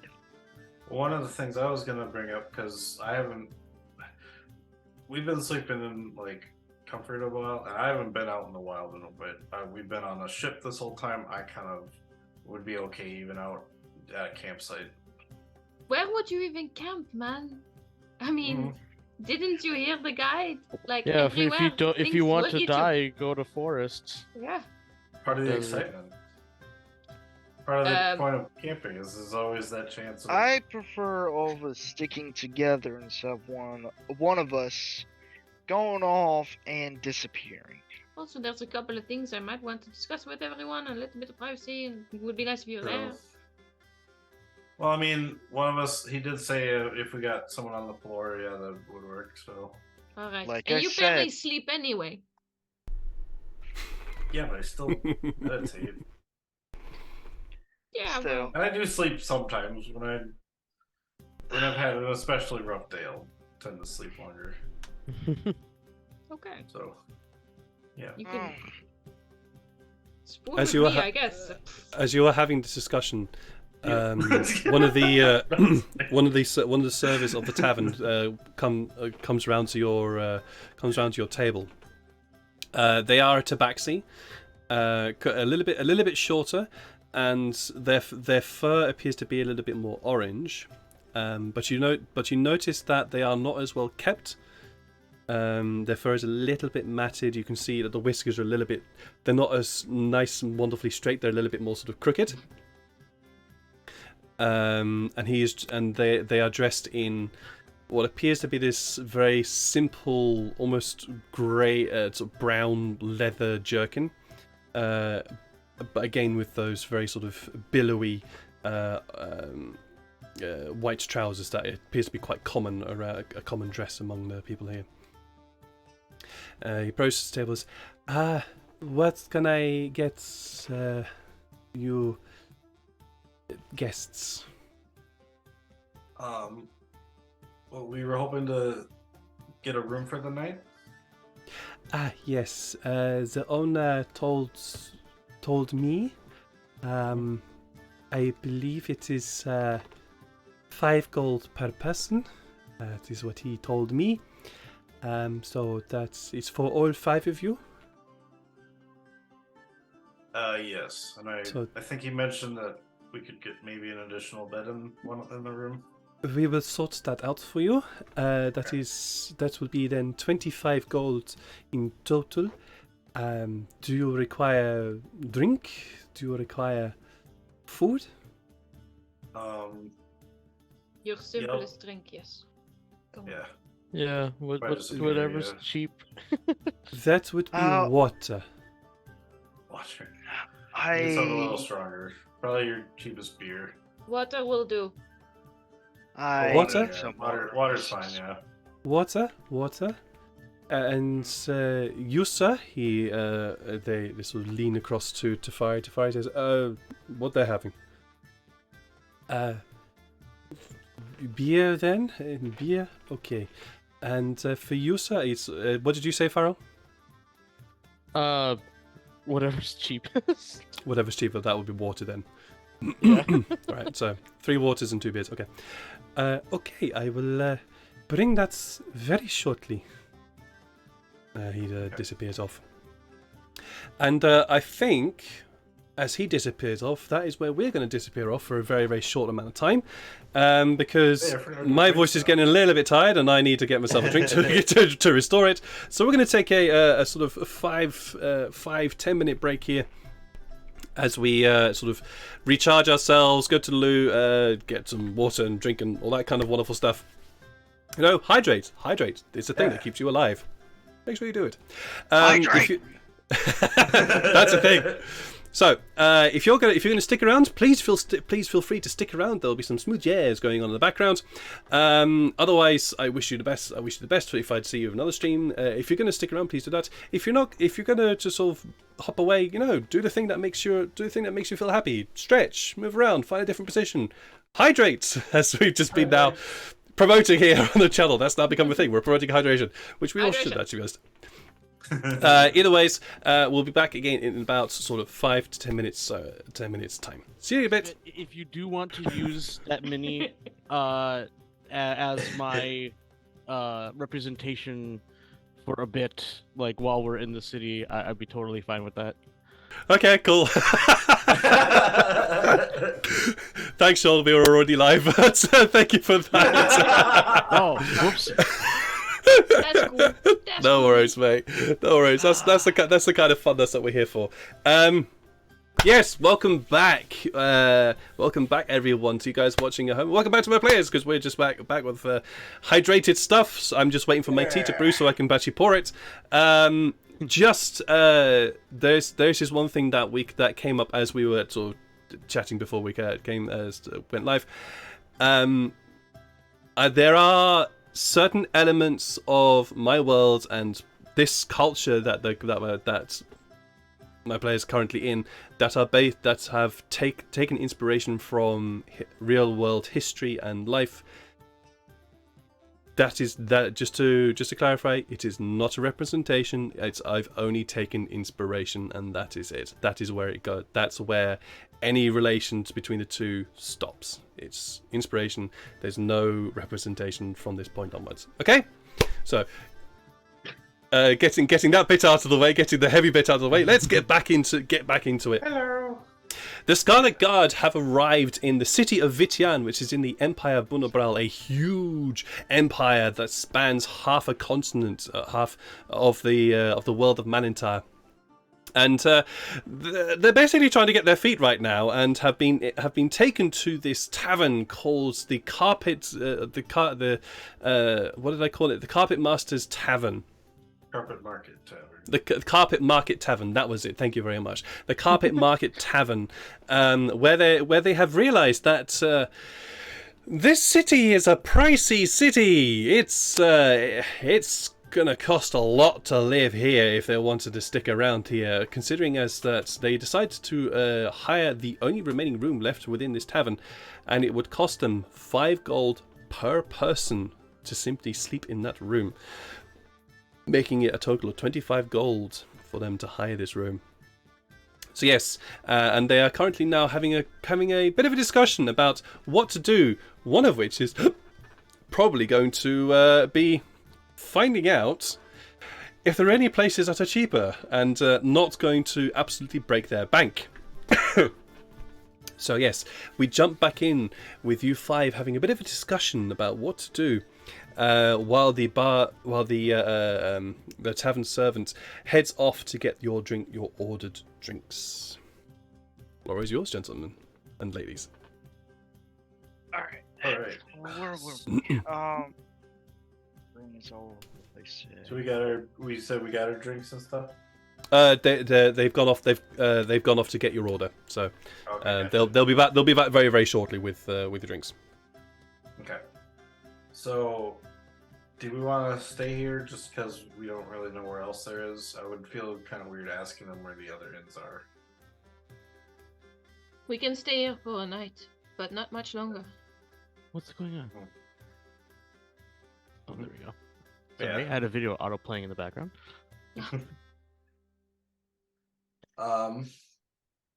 So Tefari pipes up and says, "Well, if you don't mind, I would rather try and get in touch with a few contacts. And to be honest, I'd rather get out of here as pretty quickly as possible.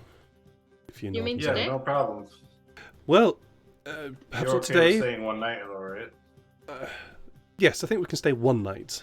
But I Yeah. would rather try and get out of this place as soon as possible and north." Yeah, this place is kind of Yeah. pricey. So someone Yeah. might need to help me pay. I don't have any money left after we left Fall. Yeah, of course. That's okay, Farrell. We can take care of that. Tefari, But oh, sorry. maybe we should go up to the room as soon as possible and talk Just about what the kinda- plan is, yeah? Yeah. So we'll get our drinks, we'll get our food, we'll Mhm. get our room, head up there after they Spend- get ready you s- for us. You spend a short sort of awkward moment in silence when before the tavern servant comes back, hands to 3 of you water, since that was what you ordered in terms of cheapest, and hands to you, Sykes, and Tefari a very, very small glass with what appears to be a very, very dark, almost black liquid. It's completely flat. There's no beer head on this at all. It's just completely flat, but it has been poured right up to the rim of this glass. Oh, beer's beer. Cheers. That would be 2 gold pieces. 2 gold, holy shit. Alright. I'll pay up, no problem. Oh, I was about to volunteer to pay it. Nah, up. no comments, just move him to gold, nod, and not Thank make you. eye contact. They eye contact with the servant. No eye contact. Absolutely zero. Oh no, you're making no eye contact. Okay. Mm. Thank you. The room will be ready for you when you require it. Soon. Okay. if when you are ready, just simply raise your hand and I will come. Okay. No need you. to get up. Thank you. Blessings May, of the sun. And the sun blessings to you. Sort of gives you this look of, that was weird, but okay. I don't know. To you as, yeah, you're just doing what you're told. Yeah. You're just doing what you're told. Yeah, that's fine. But he gives you this whole look of, okay, that was weird. Okay. There's you. It doesn't take a very high insight to recognize the look of, oh, okay, foreigners. Yeah, don't know what they're talking about. Cool, fine. But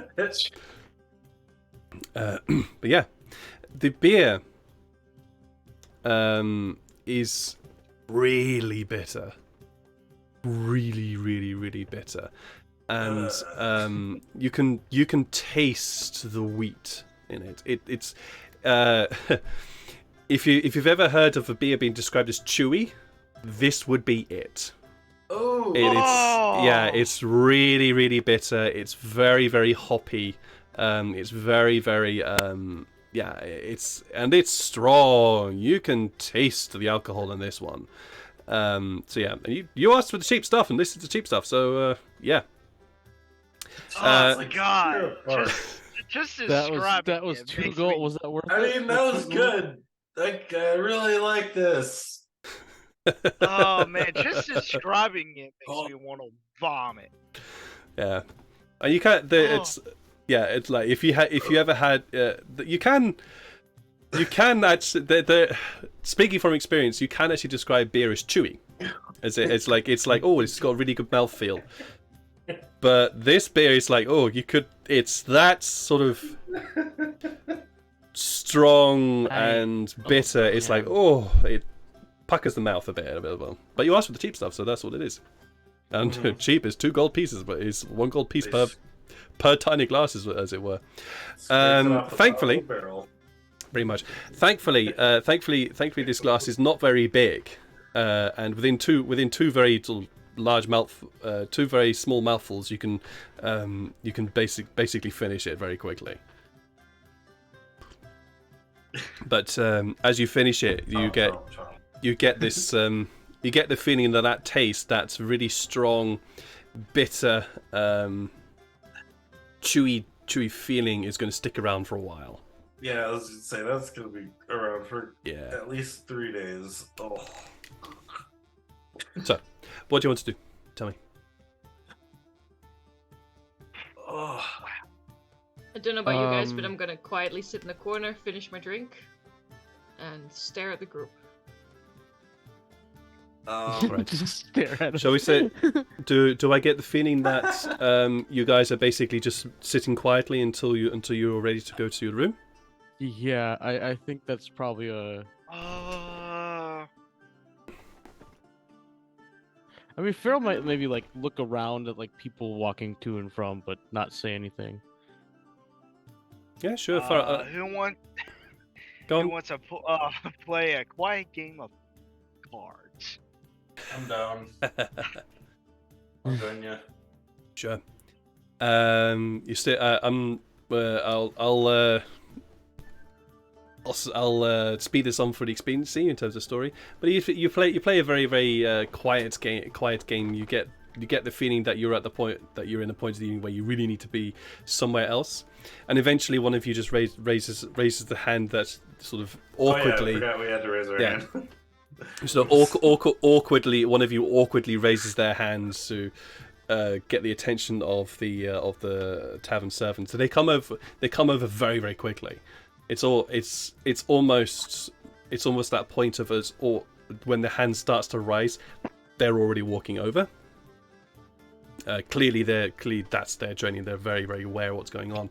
And you mentioned that you require the use of your room now.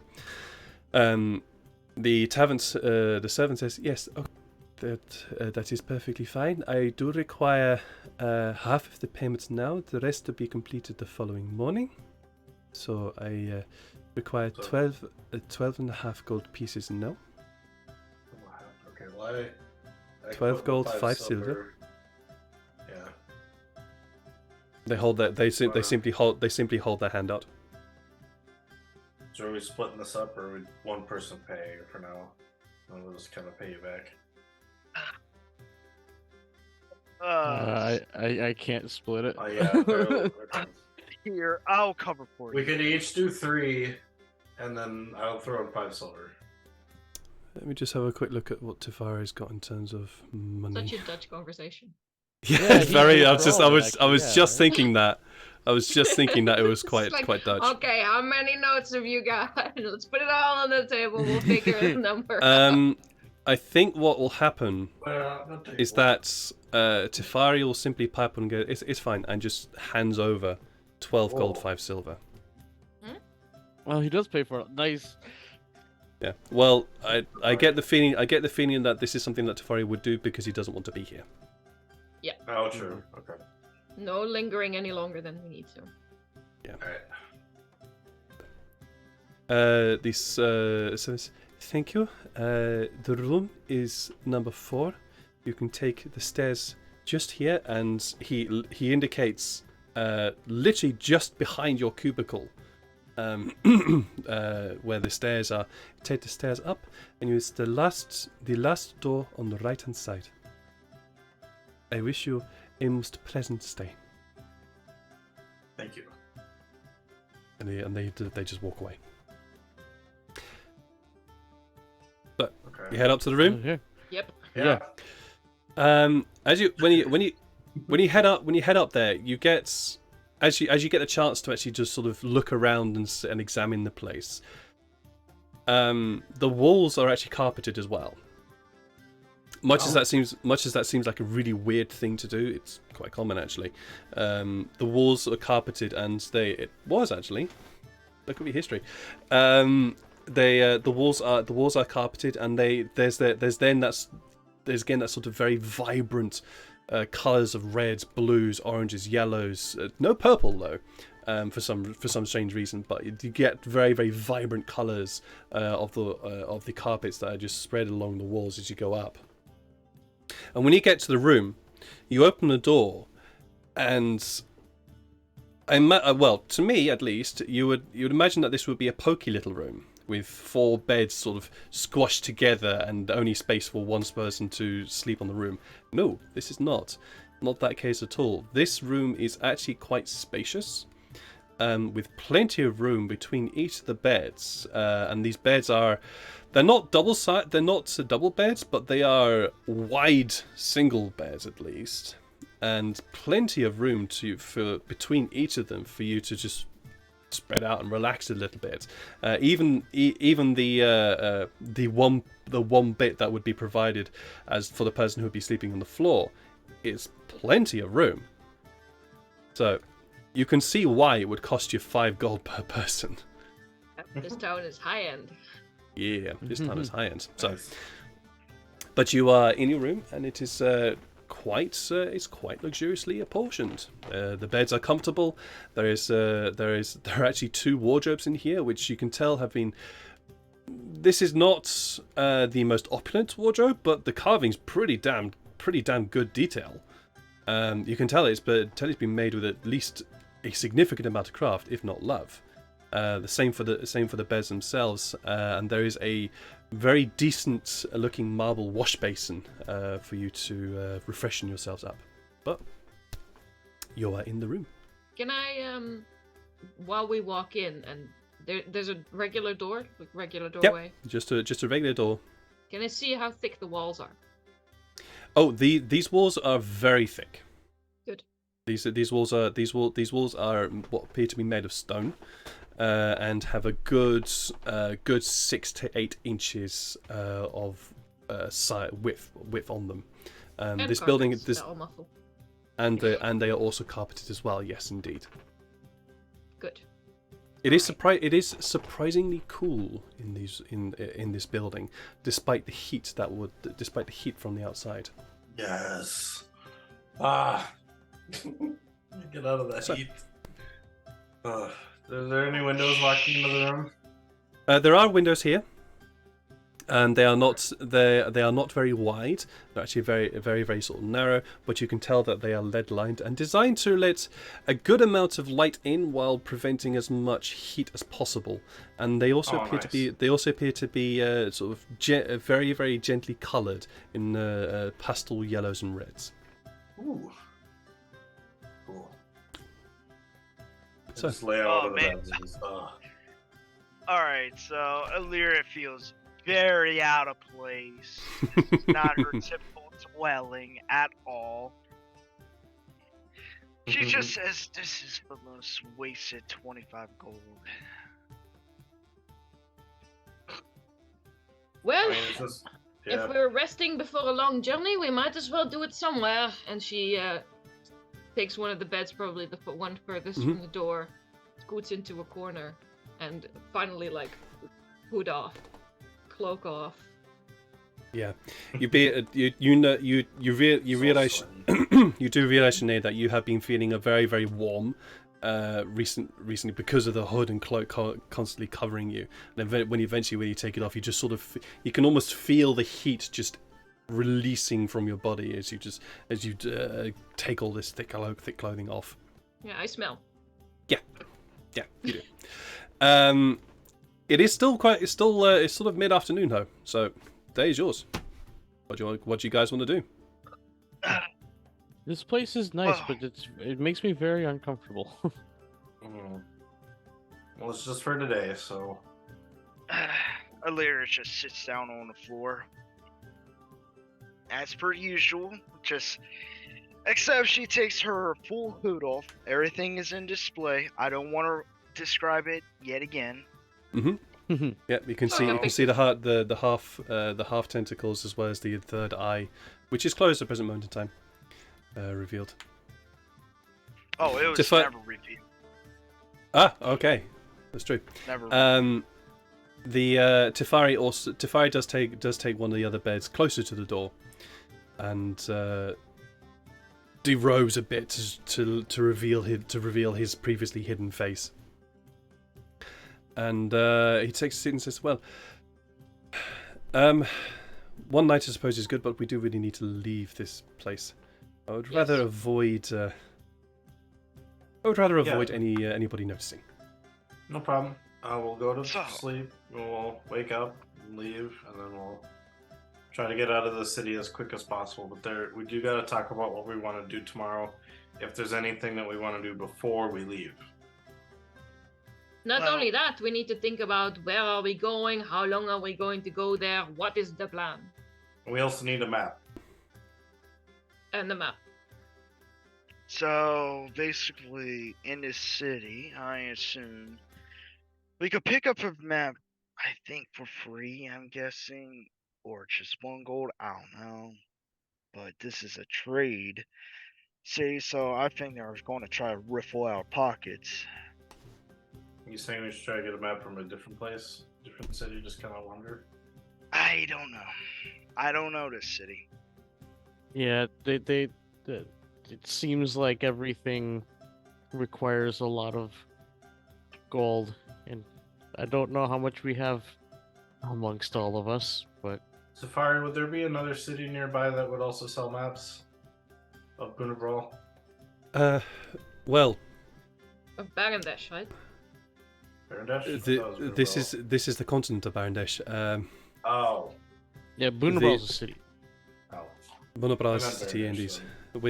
This is the Empire, and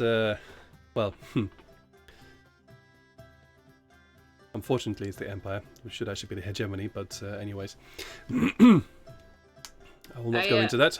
I assume you are one of the misguided people from the north, then, huh? It did take a little bit of restraint to not blow Ravi to smithereens for that comment. But He doesn't know any better.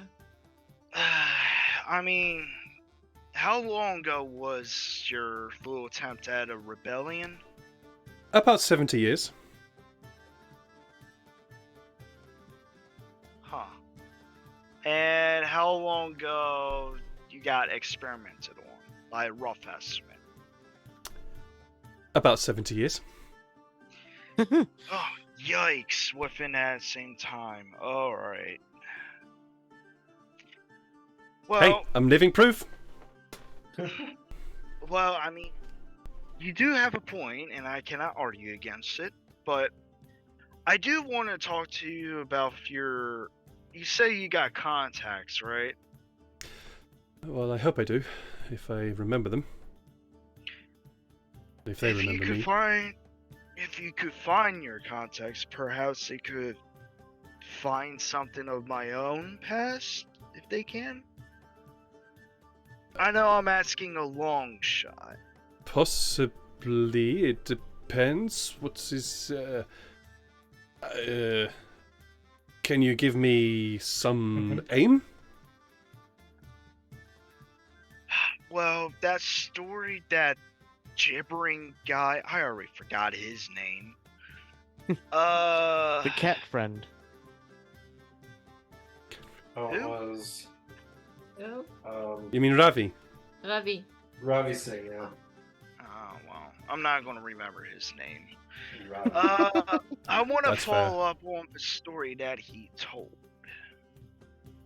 He said it's up north from where we are, and I want to follow up on that. And by That's how water, it- too.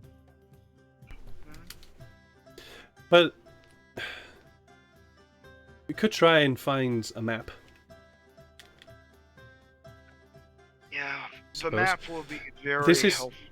This is, of course, trading city, so we'll probably have to buy it. We're never going to get it free. No, nobody expected to get it free. Mhm. Well, with the right persuasion, they might. Well, I'm not I doing any could- persuading anytime soon. Well, I could. This is going against my very nature, but I could make a little suggestion of offering a discount. Why would they give us a discount? We are stupid foreigners. Not what you think. In a magical sense. Oh, Ah, I am surprised at you, Illyria. We are clearly having a bad influence. Please don't talk anymore, or I would rip out my own ears, please. Well, you're the one suggesting it. We are all being very lawful and not criminal at all. And Well, it sounds like a good plan to me. well, sort Yeah. of having a little fun.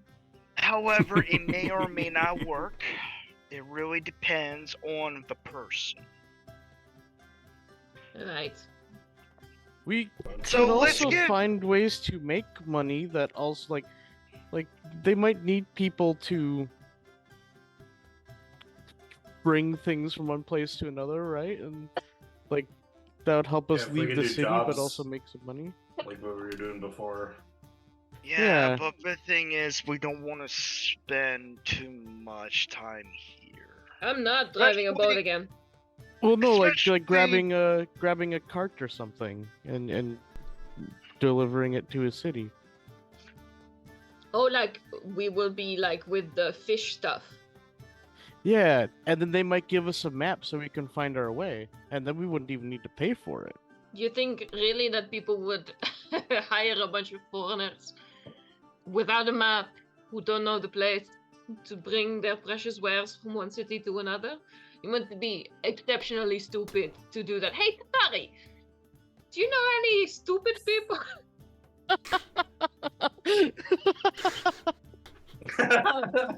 Wow.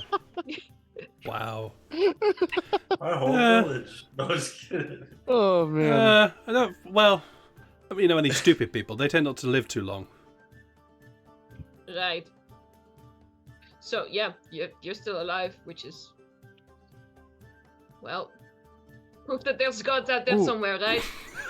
Wow. What if Not it's sure about other the gods. people that aren't foreigners that need protection instead? Is that something that they would hire foreigners for? Well, considering that there are a lot of guards of the religious nature around here, I don't think they're going to hire us for protection. I mean, a If- couple of us are fairly religious too. Just Well, not in the sense that they want or they like. Farrell, you're hitting by a long shot. I do remember praying to some deity, but not these guys, so you don't ring a bell for me. Hey, you pray? To who? I don't know. I don't know the name. Oh, so you're praying to a random... Did they ever answer? Like, hello, you don't know me, but... We could also. Matter of fact, my prayers were answered. Oh, but they didn't say who they were. All they give me is the path to go to. Alright, the path is a good thing. The path is a good thing. And I that pray path, to the nature, and then the nature provides. all I know is this path that I'm going towards is with you guys. Awesome. We're glad to have you. Alright, so practically, where does that path go? I didn't get much out of it. All I got is all you guys, or well, be with you guys, I should say, to my own, to help with my members. They didn't specifically point a direction. All I got is being with you guys. As much as sometimes you guys give me a headache. Sometimes, with a certain... she looks at Tafari and Sykes went, with two people here. Hey, not our problem. Yeah, we're trying to help. Things get in trouble. I mean. Not my problem. You get Well- headaches.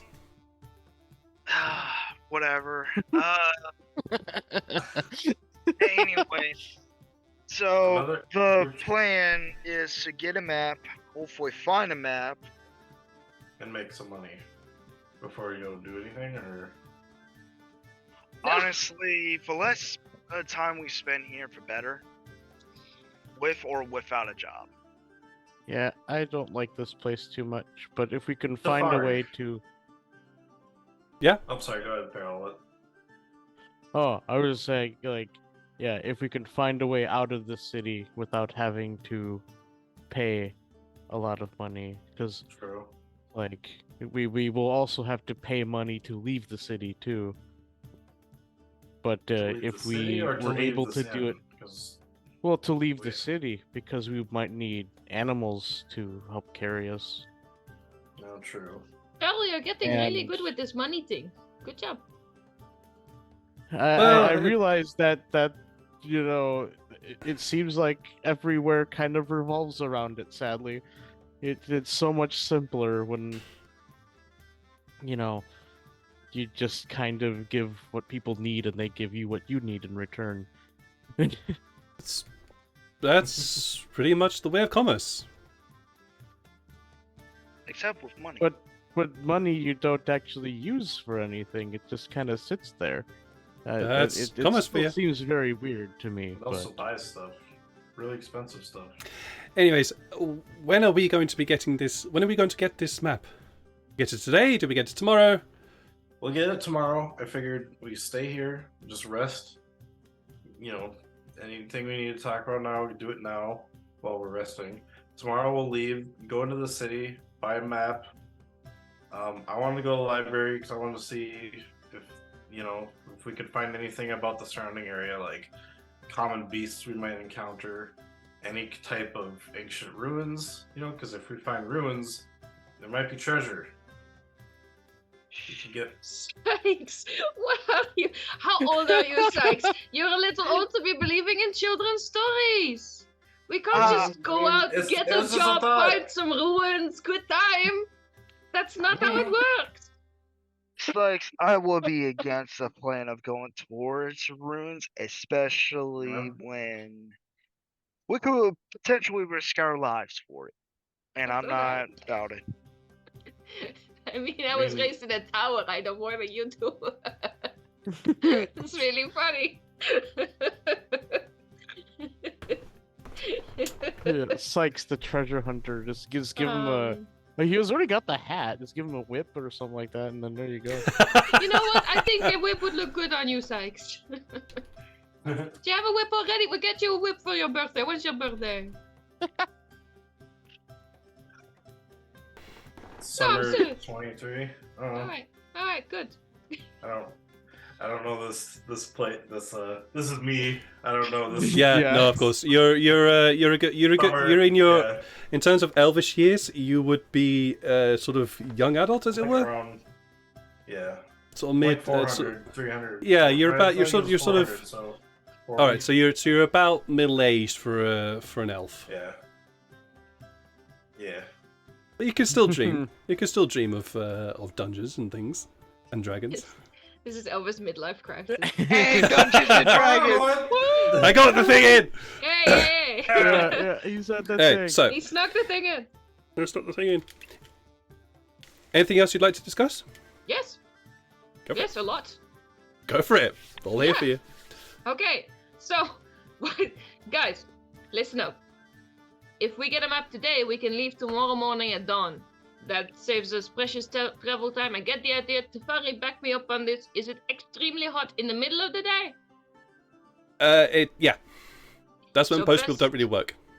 Best in the morning and in the evening. So if we go by Sykes' plan, then we spend the morning looking for a map and a job.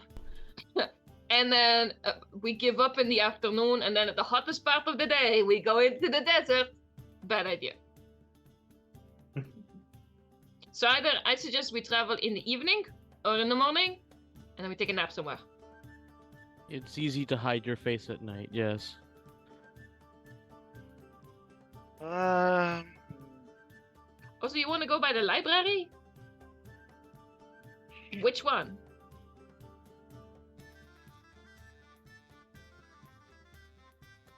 Sykes. Oh, I mean, the library would be neat because I want to know about all like the more common creatures in this area to watch out for. So Yeah, okay, but the We've last never been library here. we went to was part of religion, so we need to go. Oh, well, like a public library, I guess. Do you think they have that here? This place is all about religion, man. Tefari, they have a public library? Well, I actually don't know. I can't answer that question. You've never been near a book. I have been near books. I know. I have not been here in 70 years. Right. So I can't actually answer that question. If they Right, have a public Grandpa. right or not. Did Probably, they used though. to have... Well, this is the trading city. I don't really know. I know my home used to. My home definitely had a public library. That was the whole point of it. and if we do try to get a book, I guarantee it'll cost money. Everything is money here. Yeah. So, hey, where are we traveling? Well, have you ever heard of this place called Nope. I can't believe I'm about to say this. Pretty Pangolin.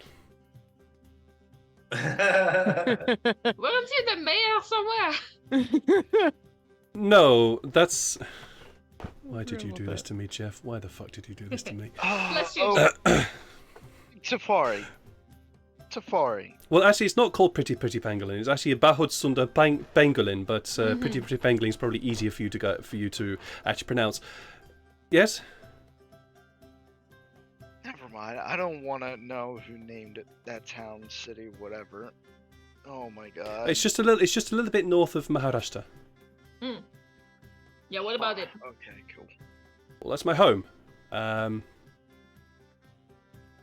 I suppose that would be the best place to begin to find out anything to do with what happened to me.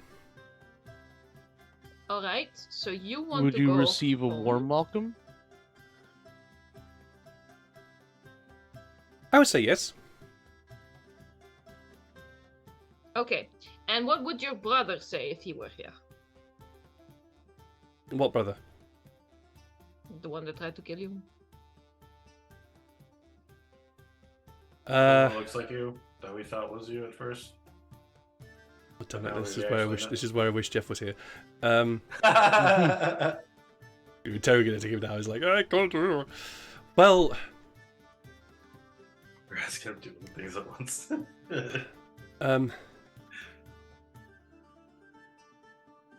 no. Okay.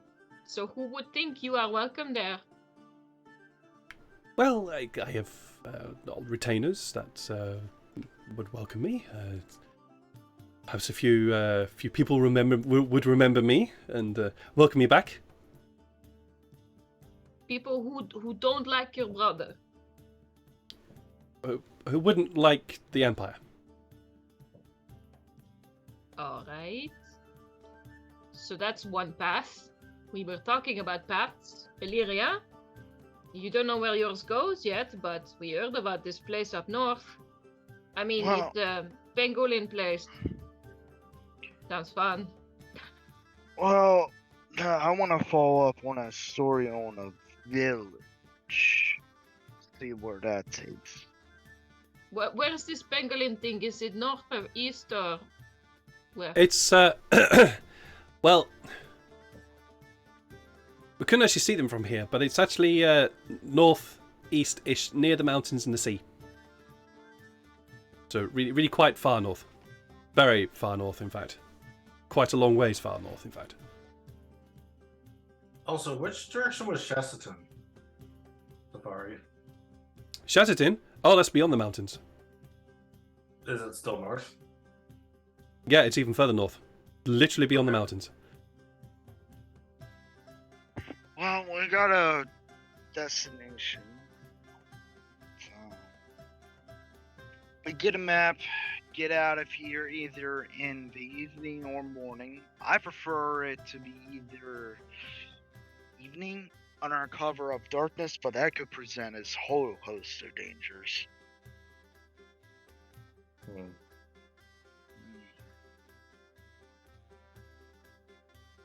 I mean, I've got pass without a trace, so we can always get by pretty easily without. What getting is that? spotted.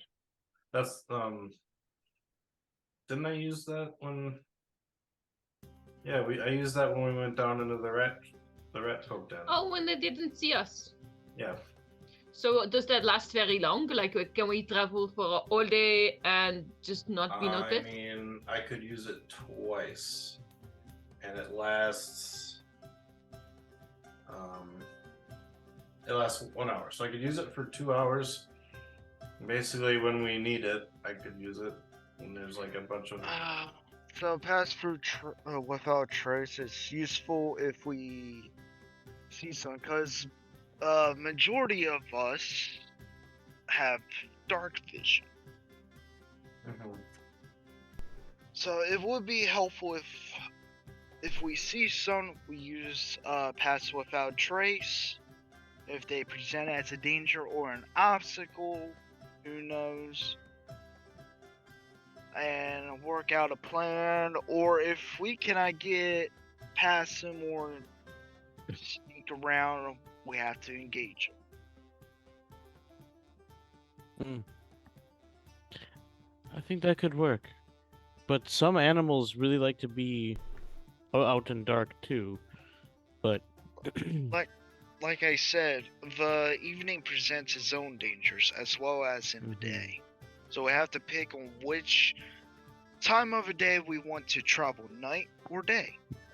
I would rather sleep at night. But we could Yeah. like leave really early, and then in the middle of the day we take like a break, and then by the evening we go again, and we keep going until it's like very dark, and we sleep.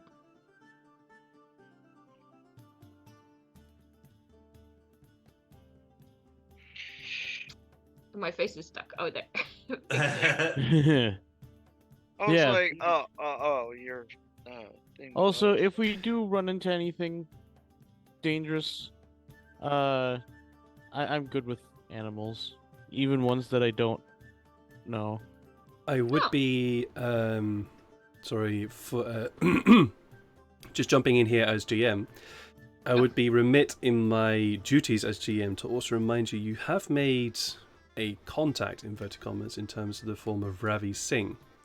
Mm-hmm. And as one of you has already intimated, he is somebody who sees everything and also sees nothing. So he might know of other ways for you to travel, which you just haven't thought about yet. Mm-hmm. That's actually a good Sure, yeah. point. Yeah. Also, I'll be right back. I'm not saying go talk to Ravi. I'm just saying this is somebody you know who might know a little bit more.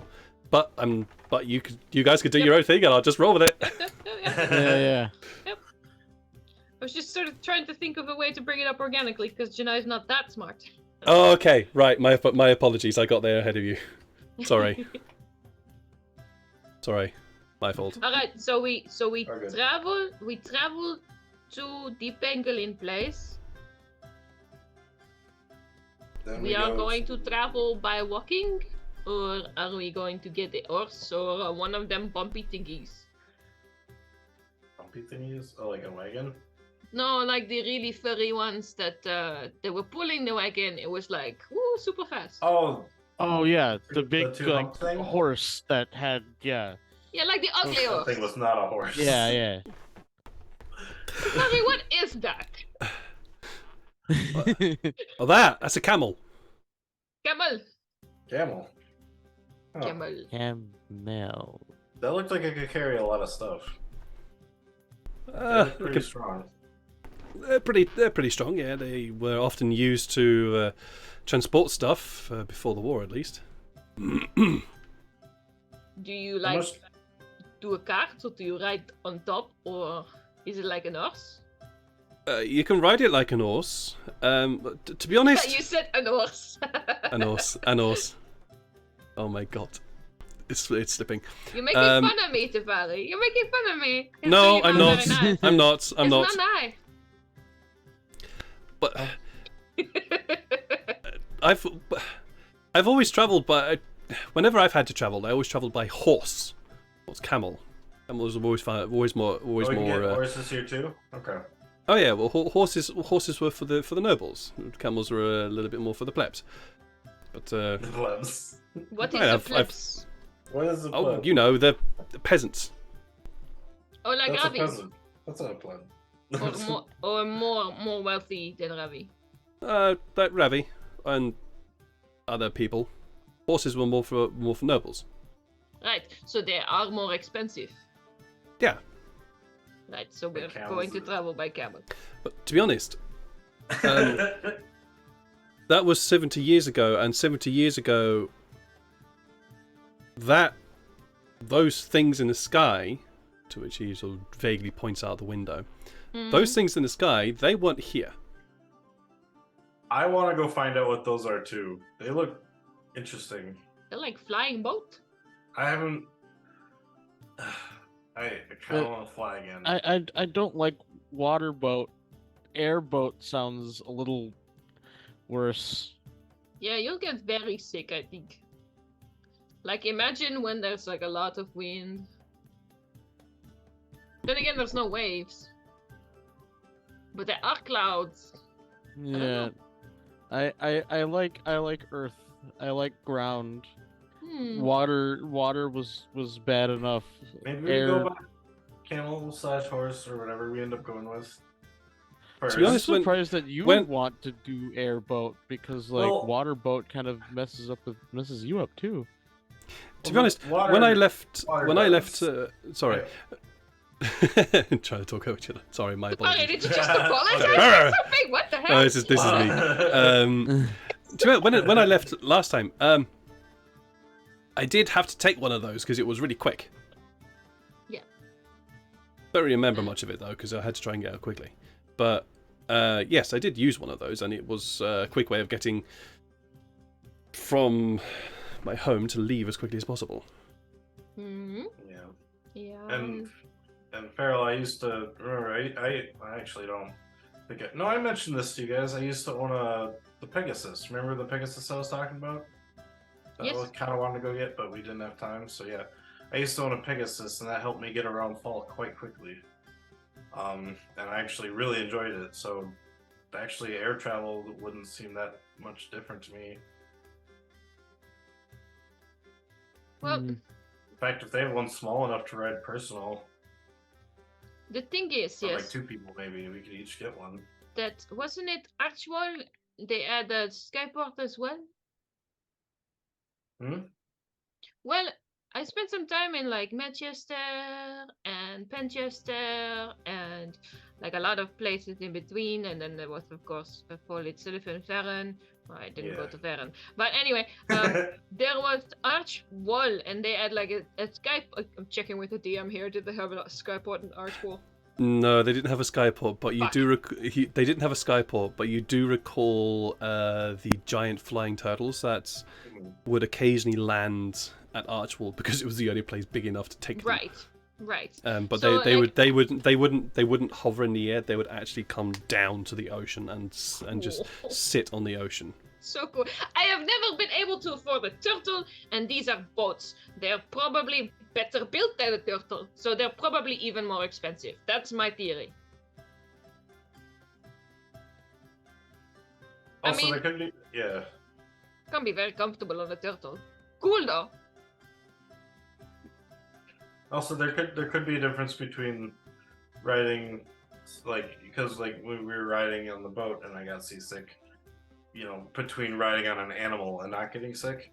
If there's a difference between me actually riding a living thing to non-living, you know, maybe it's like a untrusty, you know, like maybe I just trust living things more, and so Yeah, you know what? Maybe this camel thing, maybe it's super stable, doesn't rock at all, and you have a wonderful.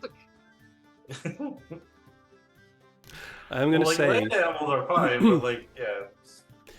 I'm gonna say that well, one time is winding on in terms of actual real time, but also Mhm. as you are having this discussion, the light outside is getting darker, and then it sort of slowly fades from what is clearly sunset into this sort of almost very bright, glittering light. And as you sort of glance out the window, you notice that the streets are extremely well lit. You can see everything. As you sort of glance down into the streets below you, you can see every several hundred feet are just these simple glowing lamps that just hover in the streets, illuminating the area around them. You do notice that there are small patches of darkness in between each lamp, but the streets are generally very, very well lit. Do they look like they're being powered by like fire or magic? Roll me an Arcana check. Ooh. There we go. Oh yeah, I forgot. I'm not. Oh, I almost got a 0. That'd have been funny. Oh, that would have been hilarious. Well, these are definitely magic. You can tell that because they just simply seem to be floating globes that just give off light. So they're definitely magical. As to what type it is, how it happens, where they come from, you don't know. But these are definitely magical. Magic in nature. This place really likes its magic. It's interesting because everywhere we've been before doesn't really, you know. I guess other places do like magic too, but this place seems like it likes it especially more. This place is especially more in a lot of things, and I'm sure the giant domes in the sky. What you notice is when you look out the window and see these floating orbs, they give off quite a lot of light, and in the area around them, if the walls are metal clad, or if there's any sort of opal or brass or anything in those walls that can catch the light, it tends to glitter. And you imagine that even in this just small area, the amount of sort of reflected light that you get off the walls is quite dramatic. And you imagine that if all the streets are like this city must be practically glowing. Shining city. gonna ever get to sleep tonight? No, it's just daylight. Yeah, nighttime. Basically, it's practically daytime. Yeah. Yeah. Are you guys? Are there heading- like drapes or like shades to cover There the are. window? There are. Okay. There are. There are. So, and when you pull the drapes across, it cuts off pretty much all the light. You gather that the city, while it would look beautiful and glittering from the side, the inhabitants have also adapted to that light and have made cloth in order to be able to cut out the light. Nice. So, I do have to ask, what is your plan? Do you go out tonight? Do you go tonight? Do you go out tonight and try and find a map? Do you sleep tonight? Go tomorrow? I think the plan is to sleep. Give me something to work with. Yeah, we're going to sleep. Yeah. I think Sleep. at some point Janai is going to suggest watches. Like we take watches in this Mhm. foreign land, and then in the morning we'll go find that map that Sykes keeps mentioning, I suppose, and maybe a library if we're lucky, and try not to get arrested. That's the plan. And then maybe find or Ravi again, or some other way to figure out how to travel outside of town northward. Okay, cool. Thank you. That actually gives me a name too. In which case, yeah, absolutely fine. I wanted to say something there, but it's completely gone out of my head. Oh, no. Great. This usually happens. But either way, yes. Yeah, you gotta love it. The five of you eventually get down. Oh, yeah, I remember what it was. There are a couple of items that you guys have had in your possession for the full time, and have not done anything with because some of you have been seasick and not had the energy to do anything with them. Yep. Oh, identify. Yes. Are you doing anything with those? Well, she's going to identify her own armor first of all. Sure. Okay. You take the. Are you using a spell slot, or are you casting this ritually? Ritually. Sure, no worries. So your own armor is glamour armor, I believe. From armor, it's been a little while. This is called glamored studded leather armor. It does not require attunement, but what it is studded. It's leather armor, studded leather armor. I'm not going to go into my whole pet peeve about that, but anyway, it's studded leather armor, which can allow you to change change the look of its armor to be able to be any sort of cloth, armor, clothing, robes, whatever you're able to change its appearance. It still retains the properties of studded leather armor, but you're able to change its appearance to look like something else. And what she is going to do that with her new appearance right on right there. Right there. Yeah. Get there. Yeah. Right there. Very nice. The whole town has not had a single purple shred of fabric, and you're like, no, a whole outfit purple. Let's go. Well, it's you haven't spotted purple yet. That's all I'm okay. saying. I'm not saying it hasn't. You just haven't spotted it. All right. Low profile, never heard of her. She's doing it as a test, by the way. Yeah, Yeah. of course. Anything else? Nope. I clap. Are Okay. you sure you don't want to identify it on that dagger? Lyra, you do not know that Do you know Sykes has about his that dagger. dagger? Oh, yeah. Never mind. Scratch that. I You thought do I not did. know about that dagger. All right. I'm gonna I look at would it not- on my watch. Okay. Actually, wait a second. Give me one hot second. All right. Um, I have to ask who's taking the first watch. All right, Lyra, you'll take take it. the first. Oh, Lyra got there first. Unless you both want to Oh. take it. nah, All right, okay. Who's taking second? that'll be me then. All right, Sykes, you'll take the last. I'll take the last, yeah, because I'm awake for 4 hours then after. Oh, I only need the 4 hours, so. Yeah, you don't need to. Yeah. All right, so Janae, is there anything you wanted to do, Janae? I'm gonna scoot up to Illyria on the floor there. Say, hey, can you do that more than once? More than what I just did? No, the finding out what the thing is. Yeah, I could do that roughly 2 more times.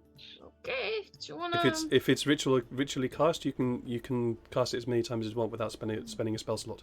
Oh, it's a ritual. Oh, I could If do that if you plenty of times. if you cast it ritually, it can be done as many times as you like. All right. Well, I could say that. Well, I could do that as many times as long as I do it ritually. So like you do like, what is the I- difference? I do a little ritual. Oh. And Like the little singing thing that you just did. yes, yes, essentially that. All right, can you like? I got a thing that you could look at, Sure. I mean, and I produce from the folds and depths of my outfit a single black rock. Ooh. Okay. oh, that rock. I make sure not to touch it with my Okay. fingers this time, Alrighty it's then. but I do have it on me. It's giving me memories of Gorm. Wow. All the way Bad back. flashbacks. No flashbacks. Yeah, no flashbacks. Okay. So Illyria, this is yours, Illyria. You've never seen this black rock. It said it looks like glass. It's very similar to obsidian, and it does seem to have these almost sharp edges to it. As Janae just sets it on the ground in front of you. It seems to be quite dull in colour, though. It doesn't really have any reflection to it. But even when Janae sets it on the ground, you seem to notice how light seems to just get absorbed into it almost. And it doesn't really seem to reflect light. It seems to sort of becomes its own little pool of darkness around itself, even though you can still see the shape of the shard in front of you. It's not very big. It's about 6 inches in length. And do you cast your ritual? Before Ritually. before Ilaria does anything, it's like, do you have to touch it in order to do the thing? Mr. GM, I never No. use identify as much. Yeah, no, okay. that's right. You don't need to touch it. Casting the ritual, you simply have the thing in front of you and you cast the ritual around it, and you are then able to receive the properties of this thing in front of you. All right. I'm not gonna be touching it or anything like no, that. Lyria, you figure out that Janai looks way more nervous than usual. She's fiddling with her sleeves and everything, and she's like, well, if there's if you hear anything weird, stop, okay? Because sometimes well, just if you hear something weird, then just stop and I will put it away again. But I wanted to know. I've found it somewhere, and Okay, I'll keep that in mind. Thank you for the warning. Let me do the ritual real quick, and I'll see the result. So you spend the 10 minutes casting this ritual, and your ritual comes back with nothing. You do not know what this thing is. It does not tell you if it is an item. It does not tell you if it's magical in nature. You do get a sense of magic from it, but it does not tell you what it is. Well, I According to your did the ritual, according to your ritual, this is just a black stone. Well, I did the Oh, this ritual. is so weird. It's very weird. okay. To me, it's like an ordinary black rock. I was making a joke there, just testing to see if you weren't bullshitting. No, this is just a rock, and I put it in my outfit. Are you okay? Just a rock, as we see. You roll me an insight check for that one. I'll roll it. I'll roll it. I think I'm you pretty need to bad at it. So, Janai, what are you doing? Are you doing a deception? Yes! That's not a rock. And I rolled a 2. Beat a 4. Beat a 4.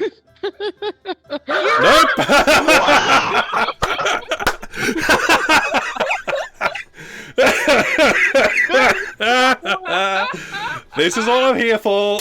Yes. Amazing. It's Yes. a rock, you guys. Yes. It's a rock. It's not a boulder. Illyria, Janai is perfectly fine. There's nothing wrong with her at all. Just She was joking. just having a laugh. She was just testing you if you could do do that thing properly. Yes, I was Oh, doing the man. whole thing in the middle of the room with all of you watching, so I'm just Yeah. saying it would only be fair if any of you. So yeah, wanted if to roll too. Farrell and Sykes, if you want to perform an insight check on what Shadai just did, go for it. Well, it's physically impossible for me to Oh. roll lower than that, but Oh. yeah. Oh, I'm lagging. A natural one is still a failure, so if you do roll a 1, it's still a Yeah, failure. there we go. Got it. Oh, that Wow, was and I did fun. roll low. Yeah, 10 and a 10. So yeah. Yeah, so Sykes That was fun. Sykes are Farrell. Yeah, Janai's not happy. That was the most awkward laugh that Janai has ever done. That's I not... caught it, but I just kind of ignore it. And I'm like, yeah, I kind of Yeah. thought so. Because I've seen this rock before. Oh yeah, it's eaten your campfires before. Uh-huh. Yeah. You know this rock. Yeah. You know this rock. Oh my god. All right. Now, There. actually, can I do an insight on Illyria to see if Illyria might be possibly lying? Sure. Sure. I'll roll deception because why not? Persuasion. You can roll persuasion if you want as well, Lyria. Oh wow. Depends on whether you're lying or not. Jeez. Oh jeez. It's a 10. If I failed this, would then I probably think that Illyria is lying? Because Illyria is telling the truth. So yeah. Illyria's pretty persuasive in her ability to say, okay, cool, fine. Yeah, that thing, it's got to be magical. It's eaten magic. Maybe it ate your ritual too.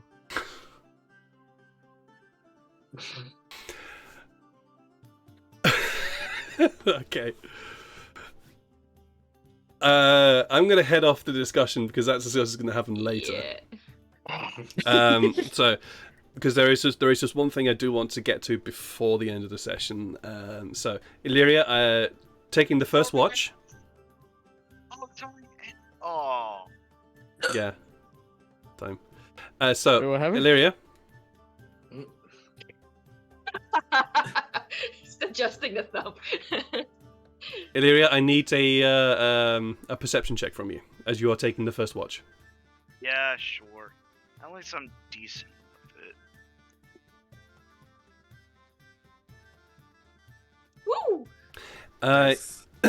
Taking the first watch, you can hear the creak of the floorboards around you, particularly as your compatriots are shifting in the beds. And the walls are pretty thick, so you don't really hear much. But at the door, you do occasionally hear people other guests heading to their rooms. But the night passes without any incident at all. Appears to be a very quiet night. Outside, you can hear the occasional sounds of people moving around on the streets, and the occasional scuffle far off in the distance. But it's a quiet night. Yeah. You give Shania the quick nudge to get her awake before heading off to sleep. So.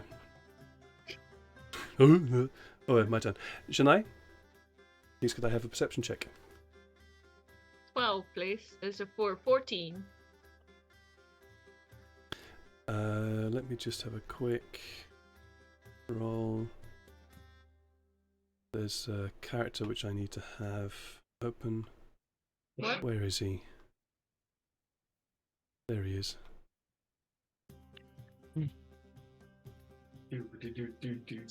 Okay, so Our TM is being mysterious. Oh, fuck's sake. Ha! Aha! Okay, so So Shania, you're sitting behind beside the door, and you're pretty sure the entire tavern has gone to sleep. And you're just sitting there.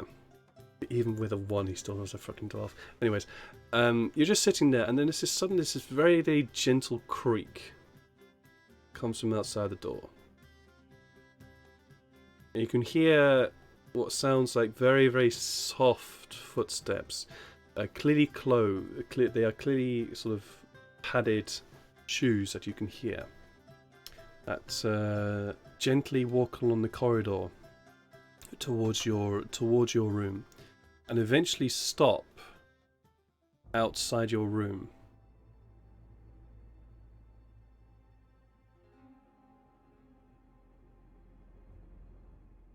No sound. I wait.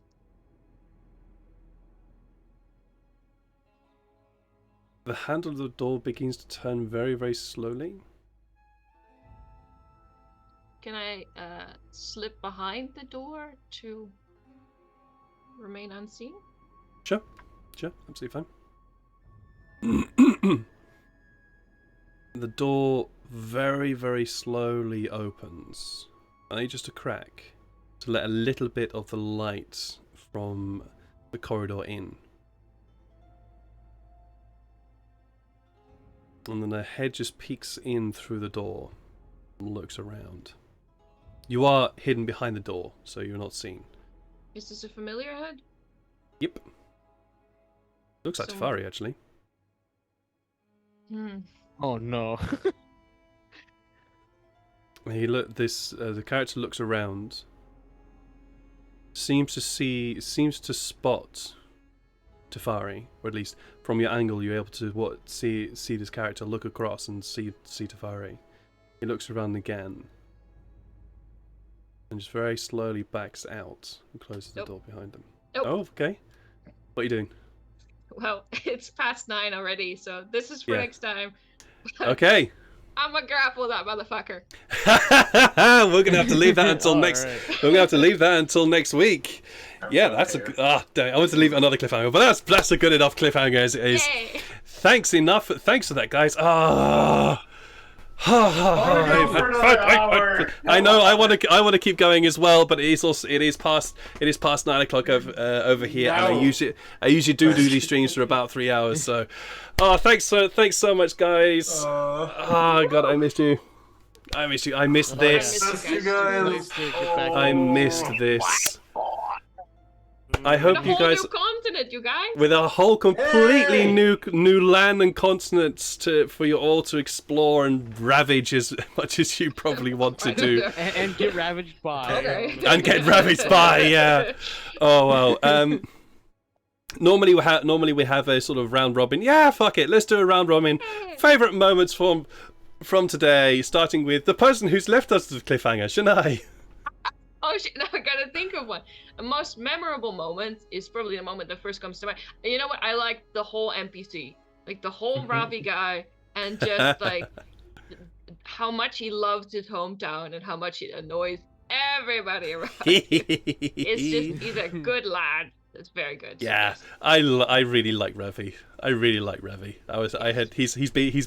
been sort of stewing in the back of my brain for a while as to his character. I really like him. And the He's fun. Tabaxi. Oh, happy And birthday, the- Tabaxi. and there are Tabaxi. Yeah, Tabaxis are great. They're kitty Yay. cats. Kitty cats. Yeah, I do feel you that you kind of want to pet them. I do really feel you want to pet them. Sykes, memorable moment. Definitely Ravi. He was really funny. It's like he talks way too fast, and I love fast talking characters. But I gotta say the Skyport was like, because I want to ride one because I had a Pegasus, and I'm like, I need to get back in the skies. If you have that much income, then yeah. Buy a self-service one that just keeps moving. It's like an airboard. I don't know. That would be cool though, yeah. Yeah, maybe. Who knows? If you play your cards right, you might end up owning one. Who knows? Yay! If you play your cards right. Farrell? Well, I mean, everyone's pointed out this one, so I've got to too. Ravi was amazing. Thank you. It's great. But I also do like the fact that Farrell's not the only fish out of water for once. That's like, Yeah. I liked how Farrell's like, Janai's "Oh, like and initial that." reaction was like, "Oh my god, I understand how you feel now." It's like, yes, everyone feels awkward and weird in this new weird place. So Yeah. like, I've- because like in Farrell's, like his reaction was not any different than his reaction to like Ball, you know. Yeah. But everyone Yeah. else, like, Absolutely. you know, Absolutely. yeah, Absolutely. so I think that's kind of funny. It's like, yeah, that kind of just flipped on its head. And Silver, who plays Illyria, who just got something knocked onto his head. What about you, Illyria? Do you have a memorable moment apart from that moment? Oh, glad that was the end of that. Oh, ow. Well, Pharaoh coming in clutch. When he starts questioning, what's his name? Ravi? Ravi, yeah.